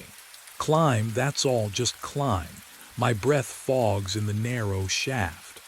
The radio crackles at my hip, static, then silence. I keep moving. One rung, another. My arms shake. But I've always been good at finishing what I start. The nacelle hatch groans open under my weight. Inside, the generator room is smaller than I remember. Cramped. The smell hits me first, stale air, metal tang something lived in. And there against the wall, a sleeping bag, unrolled. Water bottles lined up like soldiers, a spiral notebook resting on top. I crouch beside it, my knees protest. The handwriting inside is mine. Oh, oh God, can you imagine that? Seeing your own words in a book you've never written. The dates stretch back 4 months. Daily entries, observations, routines, wind speeds, repair logs, all in my writing, getting shakier as the pages turn. The last entry is tonight's date. Tonight I climb turbine 7. My pulse hammers in my ears. I flip backward through the pages. Every single one mentions this moment, climbing, finding the notebook, reading these exact words. Over and over. The same sentences repeating like a prayer I never learned. Therefore, I've been here before. Below me the hatch slams shut. The sound echoes up through the floor, metal on metal. Final, then, footsteps on the ladder, slow, methodical. Climbing toward me. Someone else is coming up. I grabbed the radio. My thumb found the transmit button before my brain caught up. Nina, this is Owen at turbine 7. Do you copy? Static hissed back at me. That white noise crackle that sounds almost like voices if you listen long enough. I waited. 10 seconds, 20. The footsteps on the ladder grew louder, methodical, one rung at a time. Nina, please, I need. Nothing. I switched channels. Vince. Vince, you there? The static didn't change. Same lifeless hiss, same emptiness bleeding through the speaker. My hand tightened around the radio until the plastic casing creaked. Have you ever called for help and realized no one's listening? That the void doesn't even bother to answer? Anyone, please. The footsteps stopped. I held my breath, listened. The wind outside screamed through the turbine blades, but inside the nacelle, silence. Whoever had been climbing, whatever had been climbing, was gone. Or waiting. I stayed pressed against the cold metal wall until my legs cramped. Until the darkness outside the narrow window began to thin. Dawn crept across the Iowa plains in shades of gray and rust, and I finally moved to look outside. The wind farm stretched empty beneath me. 50 turbines stood in perfect grid formation across the flatland, their blades turning slow and synchronized. But no trucks moved between them. No workers, no lights in the distant office trailer. The parking lot sat 200 feet below. Gravel, oil stains. My truck was gone. I pulled out my phone. The screen glowed harsh against my face, and the numbers there made my stomach drop. 2:03 a.m. The same time I'd woken at the turbine base. The same time on every page of that notebook. My phone had been showing 2 a.m. for how long? Hours. I'd watched the sun rise, but the clock, it had never moved forward at all. I had to get out. The ladder rungs bit cold through my gloves as I descended, 200 feet of vertical metal trembling with every gust. Each handhold echoed up the shaft, a hollow, rhythmic clanging that made my teeth ache. The wind howled outside the tower, but inside I could hear my own breathing bouncing off steel walls. Down, just keep going down. My boots found the rhythm, hand, foot, hand, foot. The darkness below felt safer than the nacelle above with its impossible notebook and frozen clocks. Whatever was happening up there, I needed ground beneath me. Solid earth. Real. Then I heard it, footsteps climbing up. I froze, one hand locked on a rung, vertigo pulling at my gut. The sound grew louder, steady, mechanical, exhausted. Someone was ascending toward me through the shaft. "Hello," my voice cracked. "Vince, Nina." No answer, just the footsteps. Closer now. The beam of a headlamp cut through the darkness below. I squinted against the glare, trying to see past it. A figure emerged from the shadows, climbing with the slow determination of someone who'd made this journey 1,000 times. The light hit his face. My face. What would you do? Would you scream? Run? I couldn't move, couldn't breathe. He looked. Wrong, hollow-eyed, skin too pale, like something drained of color. His work jacket hung loose on his frame. My frame. And his hands gripped the rungs with a tremor I recognized from my own exhausted nights. He climbed past me without a word, without even a glance, his breath coming in shallow gasps that didn't match the rhythm of his movements. Too fast. He was breathing too fast for someone climbing so slowly. I pressed myself against the ladder, metal biting into my ribs. He continued up toward the nacelle. I followed. What else could I do? The questions burned hotter than my fear. Inside the nacelle, he moved straight to the notebook, flipped it open with shaking hands, and began to write. I crept closer, reading over his shoulder in the dim glow of his headlamp. The words appeared in my handwriting. I saw myself today. He paused, pen hovering. I am not alone in the loop. I stepped back from the duplicate, the cold metal wall biting through my shirt. The figure kept writing, pen scratching paper in steady rhythm, not acknowledging me at all. My breath came shallow, fast. The nacelle air smelled wrong, metallic and stale, like old copper. Then I heard it. Another set of footsteps on the ladder below. The hatch groaned open. Someone else climbed into the cramped space, and the temperature seemed to drop 10 degrees. He wore my face, my work jacket, but his eyes, hollow, empty. He moved to the far corner, sank down against the wall, and went still, catatonic, staring at nothing. I pressed myself tighter against the generator housing. Hey, can you? He didn't blink.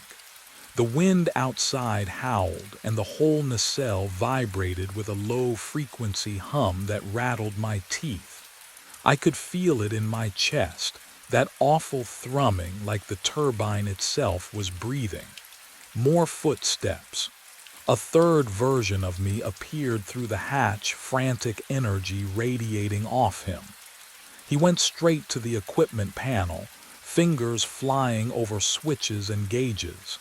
Checking, rechecking.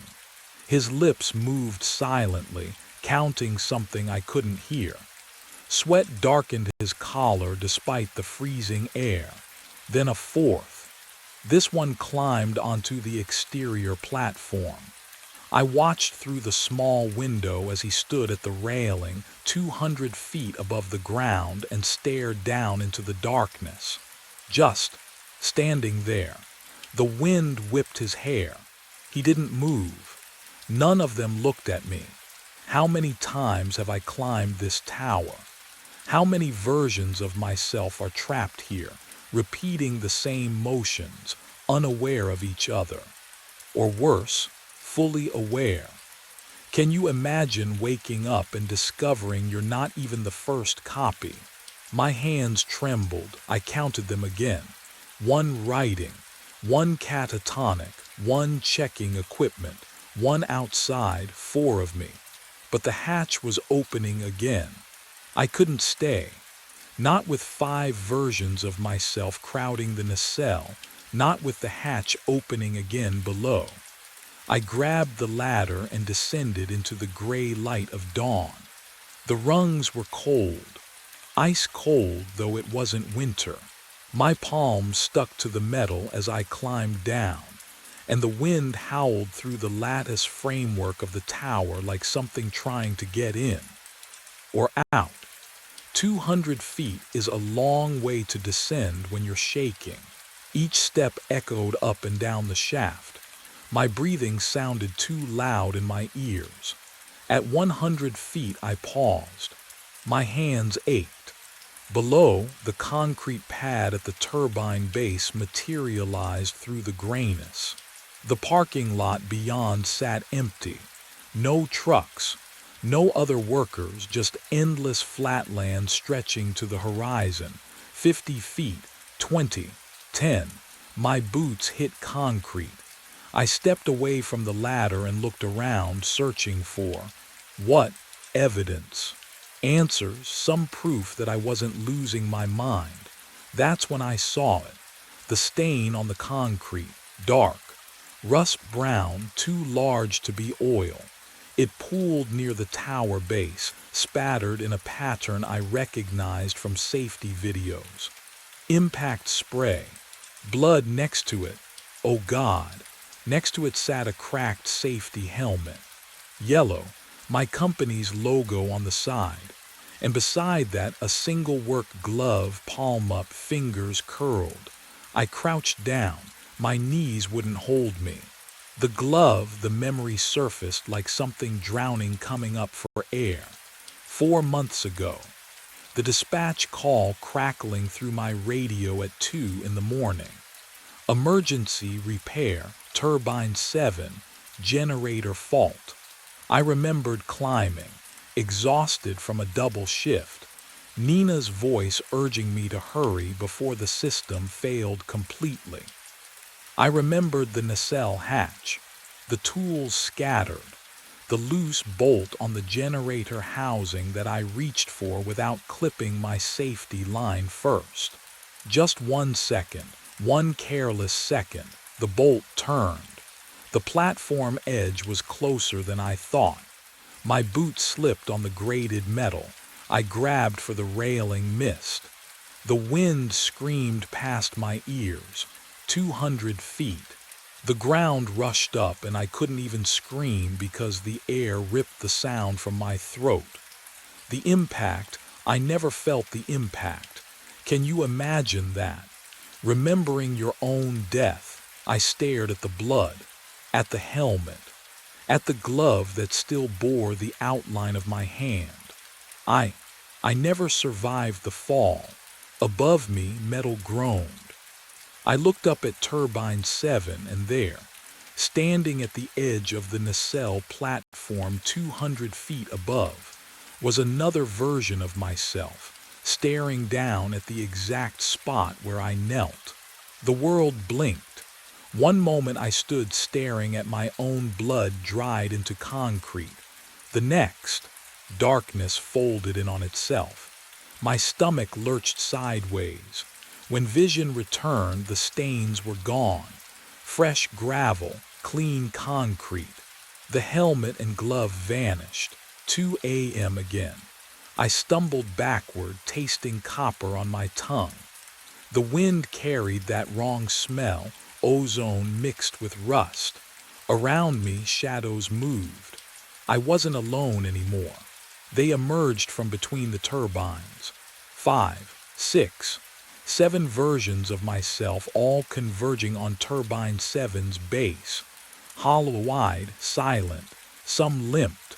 Others moved with mechanical precision. None looked at each other. We formed a half circle around the tower, waiting. For what? Then I heard it. Footsteps on gravel. A truck door slamming in the distance. He came around Turbine 6, work bag slung over one shoulder. Yellow hard hat, clean coveralls. His face, oh God, his face. No exhaustion carved into the lines.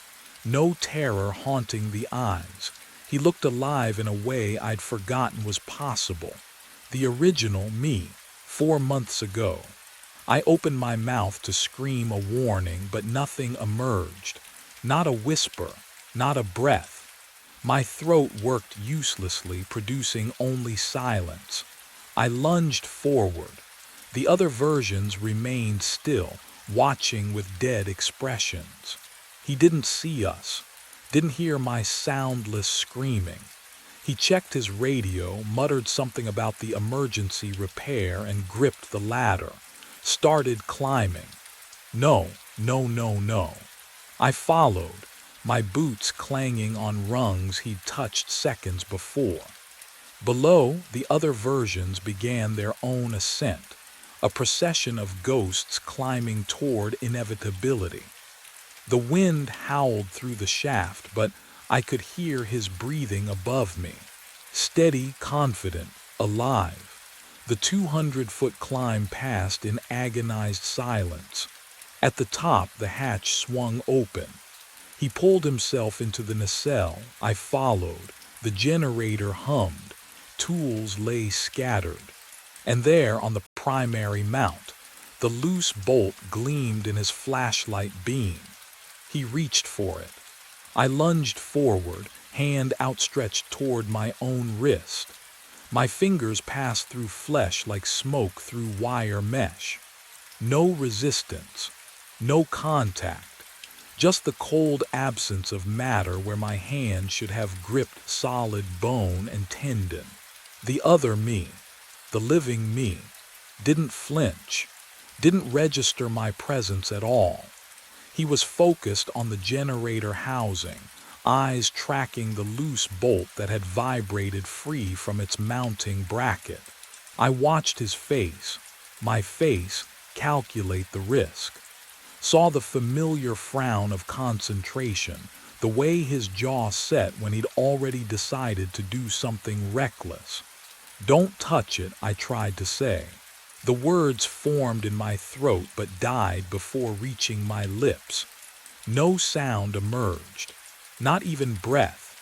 I was a ghost haunting my own last moments. The wind howled through the nacelle vents, carrying the sharp smell of turbine grease and ozone. Behind me, the other versions stood in their silent vigil, hollow-eyed witnesses to a tragedy they'd each lived and died through. How many times had they tried what I was trying now? How many desperate, futile attempts to change what couldn't be changed? My living self reached for the bolt. I threw my body between him and the generator housing, passed straight through, tried to knock the wrench from his hand. My fingers slipped through metal like it was made of fog. I grabbed for his shoulders, his arms, his tool belt. Nothing. I couldn't touch the physical world any more than a reflection could reach out from a mirror. What would you do if you could see yourself walking toward death but couldn't make a sound, couldn't move a single object, couldn't change anything at all? The bolt came free in his hand. The vibration hit immediately. The housing lurched sideways, throwing him off balance. His boots scraped metal. I heard the screech, felt the echo of panic that must have flooded his veins in that instant.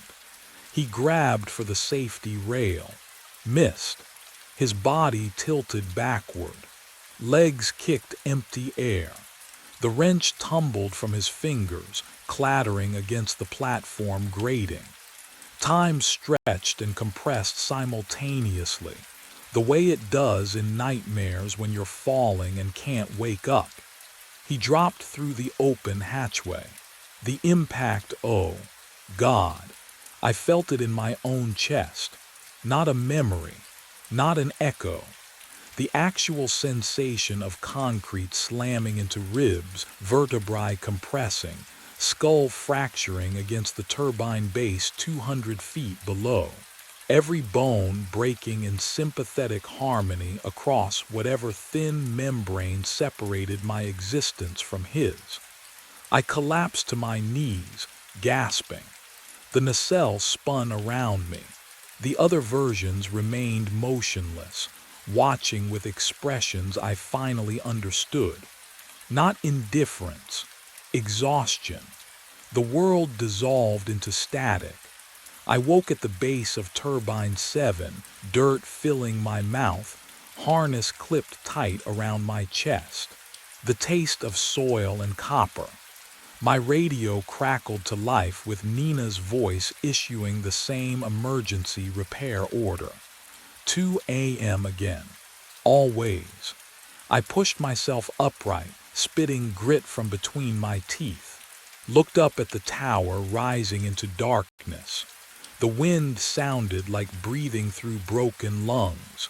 But this time, something felt different. This time, I could still feel the phantom warmth of where my hand had passed through my own wrist. And beneath the static on the radio, buried under Nina's voice, I heard another sound. Footsteps, coming from inside turbine 7, descending. Someone was already up there, waiting for me to climb. I push up from the concrete, but I'm also still falling. My stomach lurches, 200 feet of empty air rushing past, wind screaming in my ears. At the same time, my knees grind into gravel. Dirt crusts my tongue. I taste copper. Blood, my blood. The harness digs into my ribs, or maybe it doesn't exist at all. I can't tell anymore. I blink. And the sky flickers. Night, day, night. The turbines strobe between shadow and blazing sunlight. My hand presses against cold concrete, but phantom warmth bleeds through from somewhere else, some other wind. The footsteps I heard descending. They're ascending now, or always were. Time folds in on itself like wet paper. I stand, I climb. I fall, all at once. My boot finds the first rung inside turbine 7. The metal hum vibrates through my bones, but it's layered. Dozens of identical vibrations stacked atop each other, slightly out of sync. I hear my own breathing echo down the shaft, except it's not an echo. It's me climbing below me, above me, beside me in moments that haven't happened yet or already passed. The hatch opens. I'm in the nacelle. Oh, God, they're everywhere. Versions of myself fill every inch of space, overlapping like double-exposed photographs. Some crouch in corners.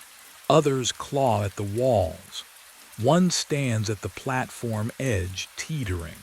Their mouths stretch wide, screaming, but no sound emerges. Just the hollow whistle of wind through broken teeth. I try to speak. My jaw moves. Nothing.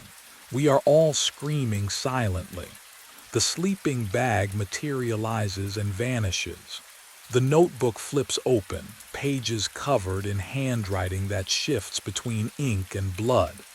My handwriting, except whose hand actually wrote it? Which version of me? Which loop? I can't remember falling anymore, or maybe I never stopped. I stop screaming.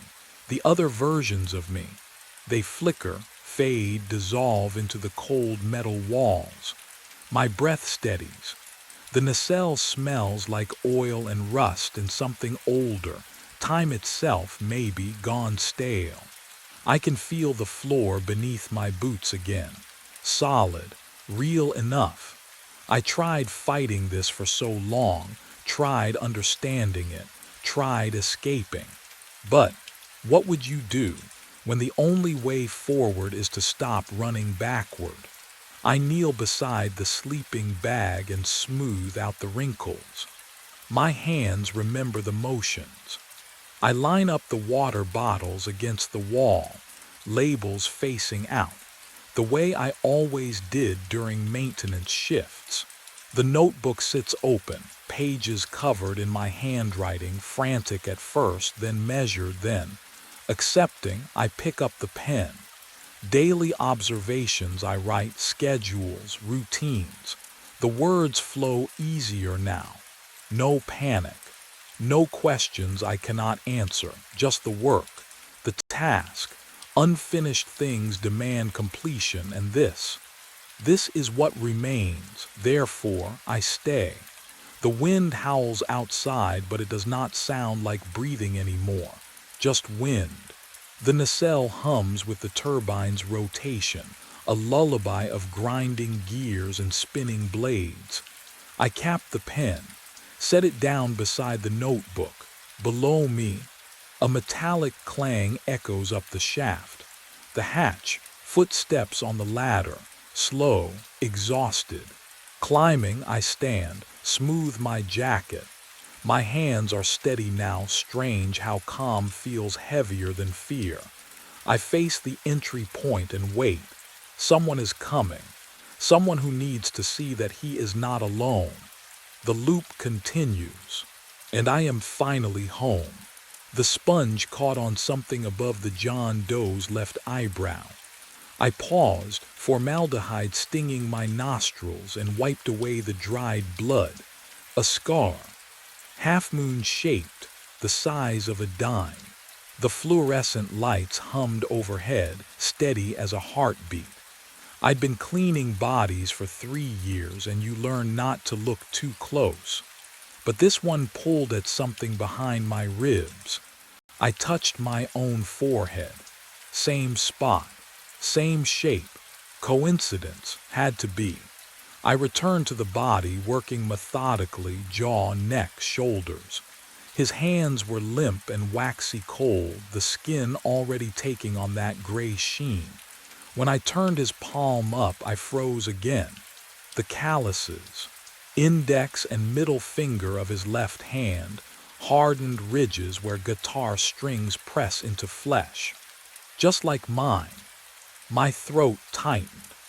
The drainage table gurgled softly as chemicals ran through the grooves, the only sound in the basement besides my own breathing. I glanced at the paperwork clipped to the end of the table. John Doe, unidentified, found in the parking garage sub-level. No, this was insane, but my hands moved on their own, reaching for the fingerprint kit. I rolled his thumb across the ink pad, pressed it to the card. Then I crossed to the computer terminal, fingers trembling as I scanned it into the system. The screen blinked. Match found. Name, Ethan Burke, that's my name. I stared at the monitor, pulse hammering in my ears. This had to be a system error, a glitch. I grabbed my phone and dialed Donna's extension, my supervisor 3 floors up in the warm, windowed world. Reeves. Donna, I need you to come down here. It's 2 in the morning, Burke. What's wrong? This body, my voice cracked. It's me, the prints match, everything matches. Silence. Then she laughed, short, incredulous. You're alive, Ethan. You're talking to me right now. I know, but get some sleep when your shift ends. Seriously. The line went dead. I turned back to the table, legs unsteady. The corpse's left hand rested palm up where I'd left it. And there, on the 4th finger, a gold wedding band caught the fluorescent light. The same inscription Sophie had engraved 6 years ago. My hands shook as I reached for the personal effects bag. The plastic crinkled too loud in the silent morgue. I had to be wrong, had to be. The bag's seal broke with a whisper. Inside, oh God. My driver's license stared back at me. Same awful photo from the DMV 3 years ago. My apartment keys, the Wonder Woman keychain Sophie gave me as a joke. My wallet, I flipped it open, and there we were. Sophie and me at Montauk Beach, her hair whipping across both our faces. The photo I kept in my actual wallet, right now, in my locker upstairs. Can you imagine holding proof you're dead? My throat closed. The formaldehyde smell thickened, coating my tongue. This wasn't real, couldn't be real. I'd kissed Sophie goodbye 8 hours ago. I'd driven here. I'd clocked in at 11 p.m. like always. A metallic slide echoed behind me. I spun around. Drawer 12. I froze. That drawer had been empty. I'd inventoried the cold storage at midnight, logged every occupant. 12 had been vacant, but now it hung open 6 inches, waiting.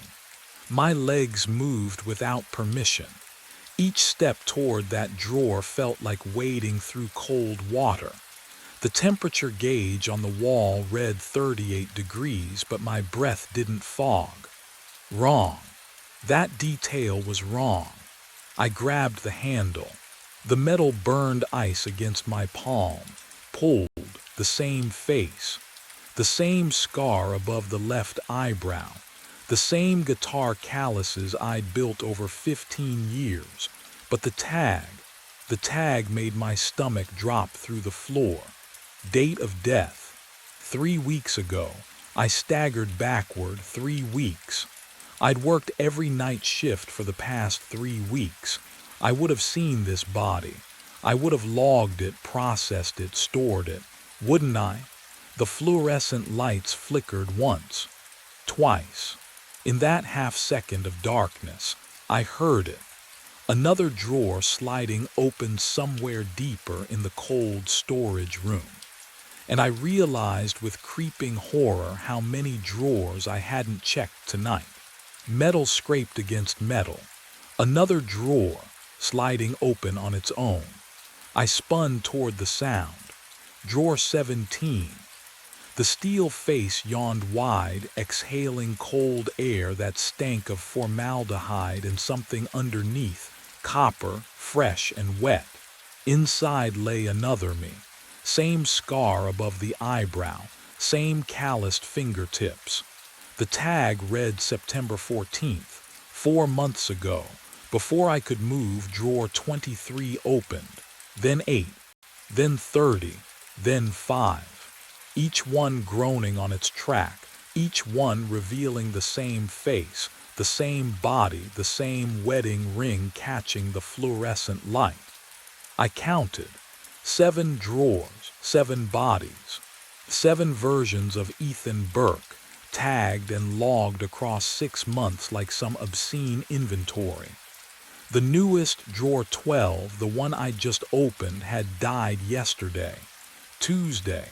The cut on its temple still looked fresh, too fresh. My hands shook as I checked the tags again. October 9th, September 27th, August 3rd, July 16th, June 30th, May 11th, and then I saw it, drawer 4, open, empty. The tag read today's date, Wednesday, October 23rd. What would you do? Stand there and wait to see what fills it. I ran. Shoes slapping tile, breath ragged in my throat. The elevator was 15 feet away. I slammed my palm against the button. Nothing, no light, no mechanical hum from the shaft. I hit it again. Dead, the stairwell. I pivoted, crashed through the door. It stopped after 6 inches. Chain rattling on the other side. Locked. From the outside, the fluorescent lights above me flickered once, twice. The hum deepened to something that vibrated in my teeth. Behind me, I heard the sound of something shifting in drawer 4. Metal scraped against metal. The sound came from everywhere at once. 7 drawers sliding open in perfect unison. I pressed my back against the wall, ice spreading through my chest. The refrigerated units yawned wide and my bodies moved. They sat upright, sat up like waking from sleep. Legs swung down slowly, heels thumping against the drawer fronts. 7 identical movements. 7 copies of me wearing the pale gray skin of the dead. Their eyes opened. Oh God, their eyes.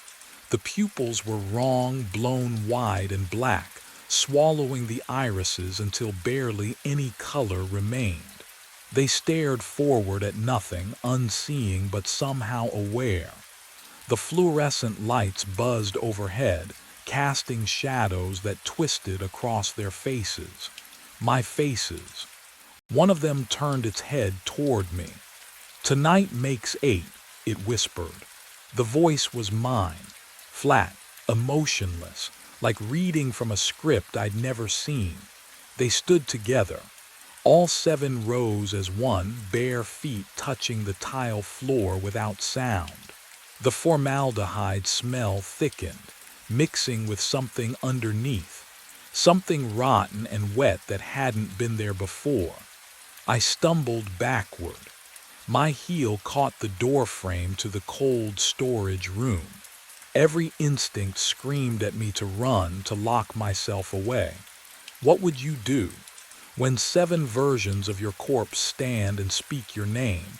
I yanked the door shut behind me, grabbed the handle, twisted the lock. It spun uselessly. Broken, the door drifted open an inch.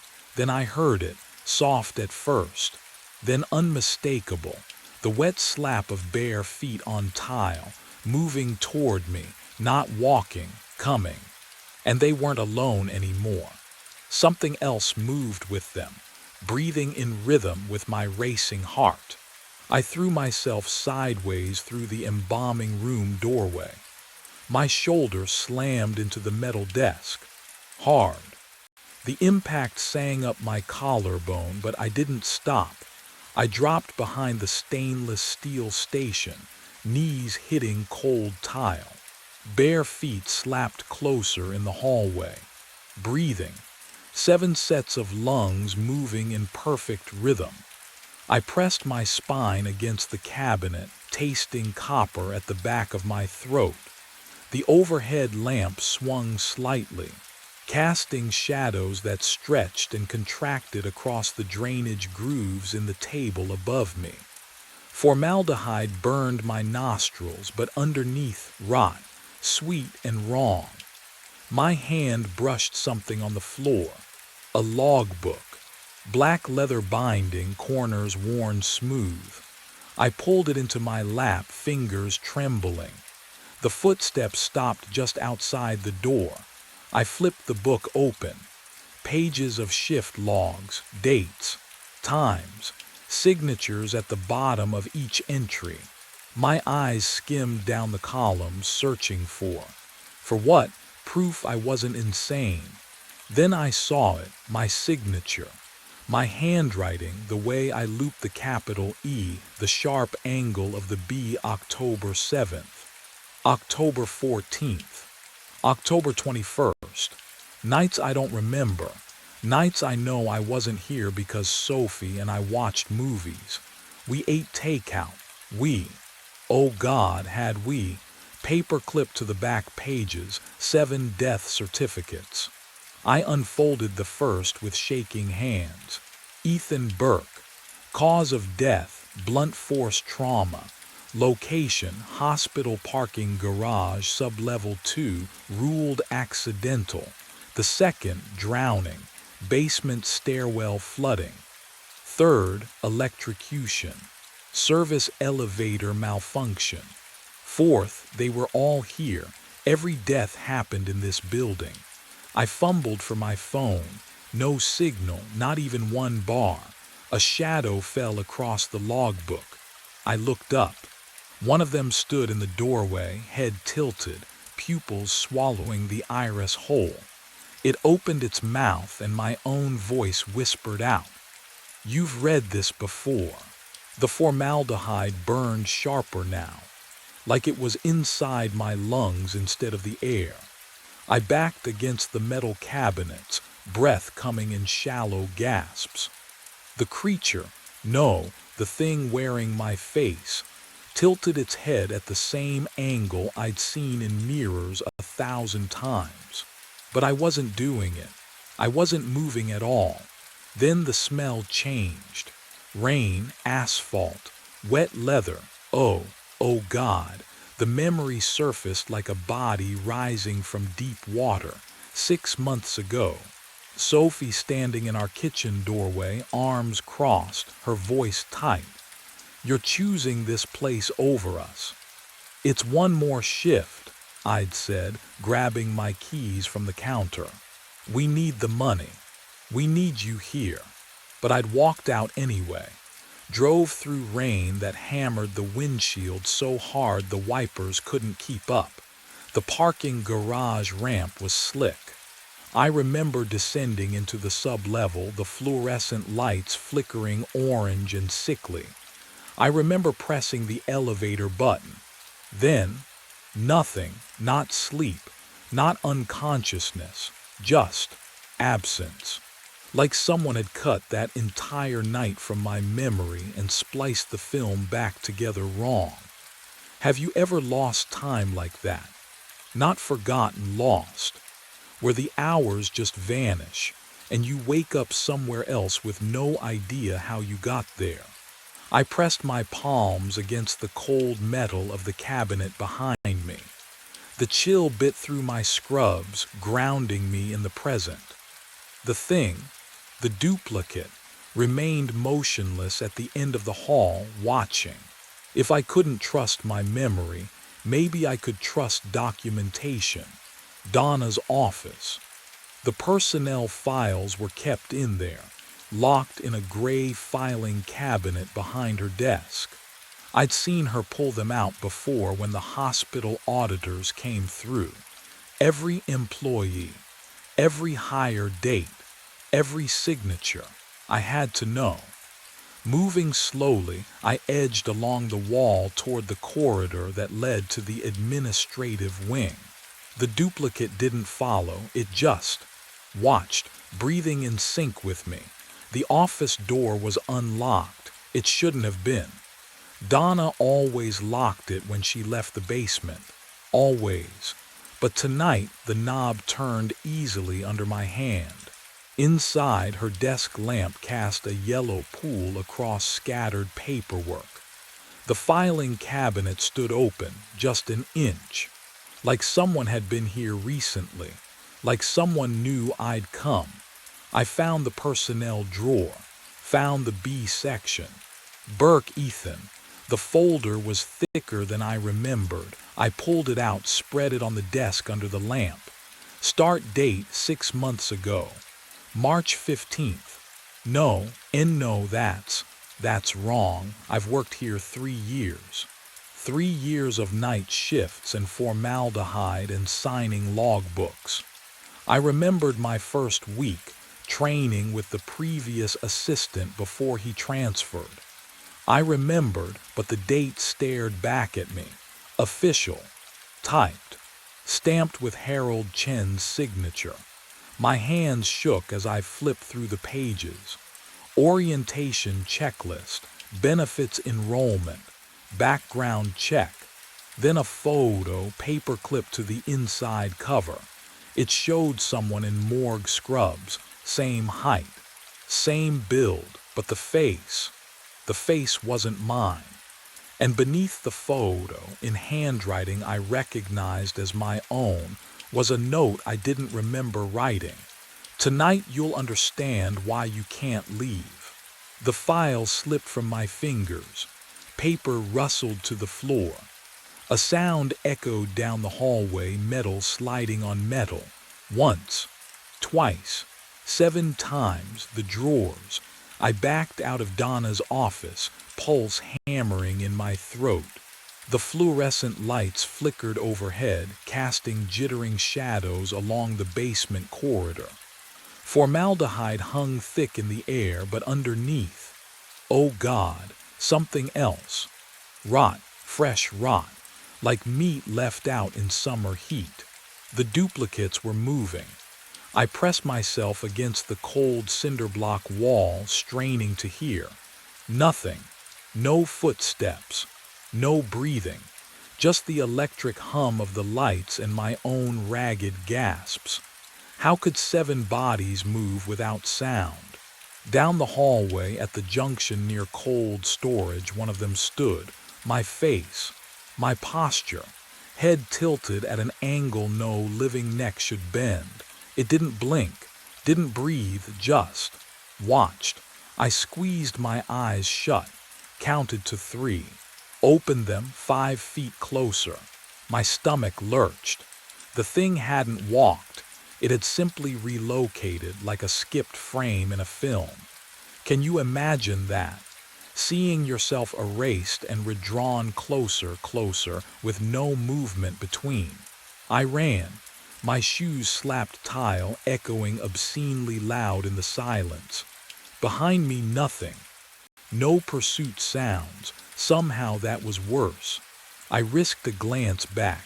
4 of them now, spread across the corridor, all standing perfectly still, all watching with those 2 wide pupils. I shoved through the embalming room door, slammed it shut. My hands shook as I fumbled for the lock. There wasn't one. There had never been one, had there? The metal felt ice cold under my palms. A memory surfaced, sudden and drowning. Water. Cold water filling my lungs, burning like acid. My hand pressing the elevator button, over and over. The button that wouldn't light. The elevator that wouldn't come. I was falling. Falling through. The door handle turned. The door opened. They filled the autopsy suite doorway. 3 of them. No, 4. Shoulders pressed together, heads tilted at the same angle. Their eyes reflected the overhead fluorescence like coins at the bottom of a well. I backed toward the steel table, nowhere else to go. My hip struck the edge. The cold metal burned through my scrubs. The polished cabinet doors behind the sink caught my reflection. I saw myself standing there, chest heaving, face pale. And, oh God, my shirt had ridden up. A thin red line traced from my sternum to my navel, barely healed. The edges still pink and puckered. A Y-incision scar. Can you imagine looking down and seeing proof that you've already been opened, already been emptied? My hands trembled as I touched it. The skin felt wrong, too smooth, like melted wax. I've embalmed hundreds of bodies. I know what that scar means. The duplicates moved closer, not walking, just closer. Their bare feet made no sound on the tile, but I heard their breathing, all in perfect unison. Inhale, hold, exhale. They formed a circle around me. The formaldehyde smell thickened, mixed with something underneath, copper and spoiled meat. One of them stood directly in front of me now, close enough that I felt the cold radiating from its skin.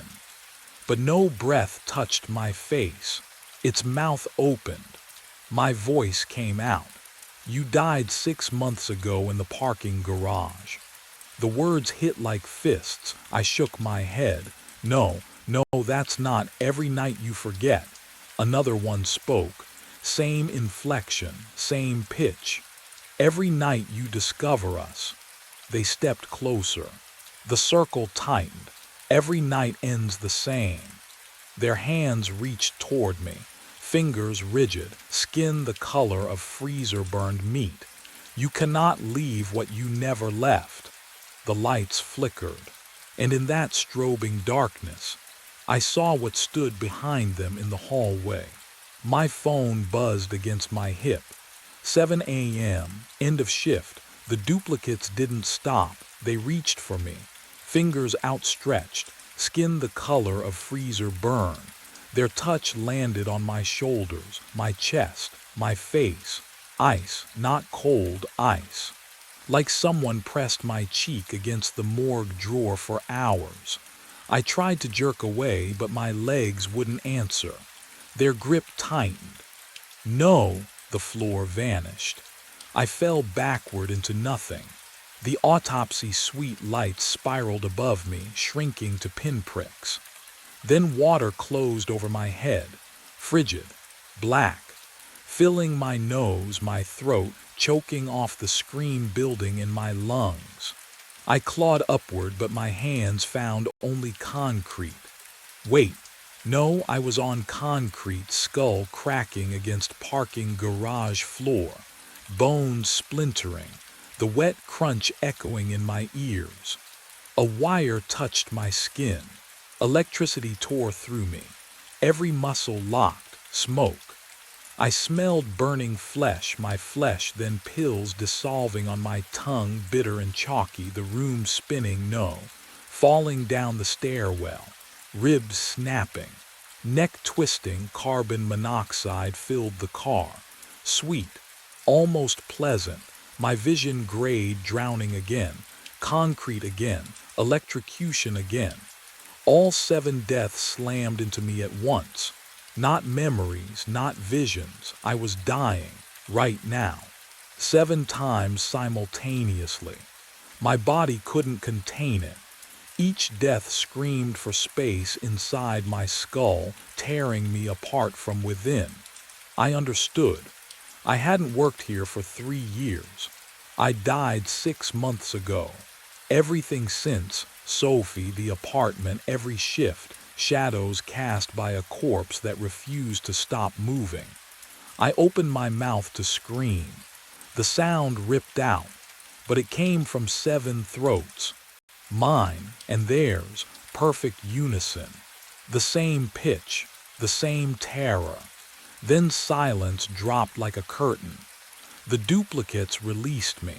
They stepped back, formed a circle, and in the space between their bodies, the empty drawer slid open with a metallic whisper, waiting for number 8.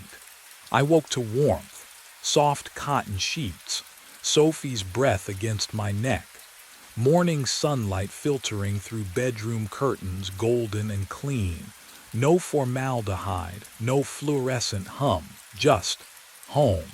She stirred beside me, lifted her head. You were talking in your sleep again. Her lips brushed my forehead, warm and real. I exhaled, a shuddering, grateful breath. A nightmare, just a nightmare. Coffee, she pressed a mug into my hands. I brought it to my lips. Cold. Not lukewarm, cold, like it had been sitting for hours. I looked up. Sophie smiled, but the morning light behind her seemed flat, too bright, too still. You okay? She asked. Yeah, I'm. Her left hand rested on my shoulder. The wedding band caught the light, gold glinting on her right hand, the wrong hand. We'd been married 6 years and she'd never switched it, not once. My throat tightened. Sophie, you should get ready, she said. Don't want to be late. Late. It was morning. I glanced at my phone on the nightstand. The screen glowed. 11 p.m. My alarm buzzed sharp, mechanical. Time to go to work. I stood, legs unsteady. The bedroom door was ahead, familiar white paint and brass handle. I reached for it, turned the knob. Fluorescent light spilled through. Not the hallway to our living room. Not the narrow apartment corridor with wedding photos on the wall. A long, sterile hallway, white tile, buzzing overhead lights. The smell hit me, antiseptic and formaldehyde. I turned back. Sophie sat on the bed, hands folded, watching, waiting. Time to go to work, she said again. Her voice was mine. The hallway stretched ahead, cold, endless. And I understood, finally, there would be no waking, no escape.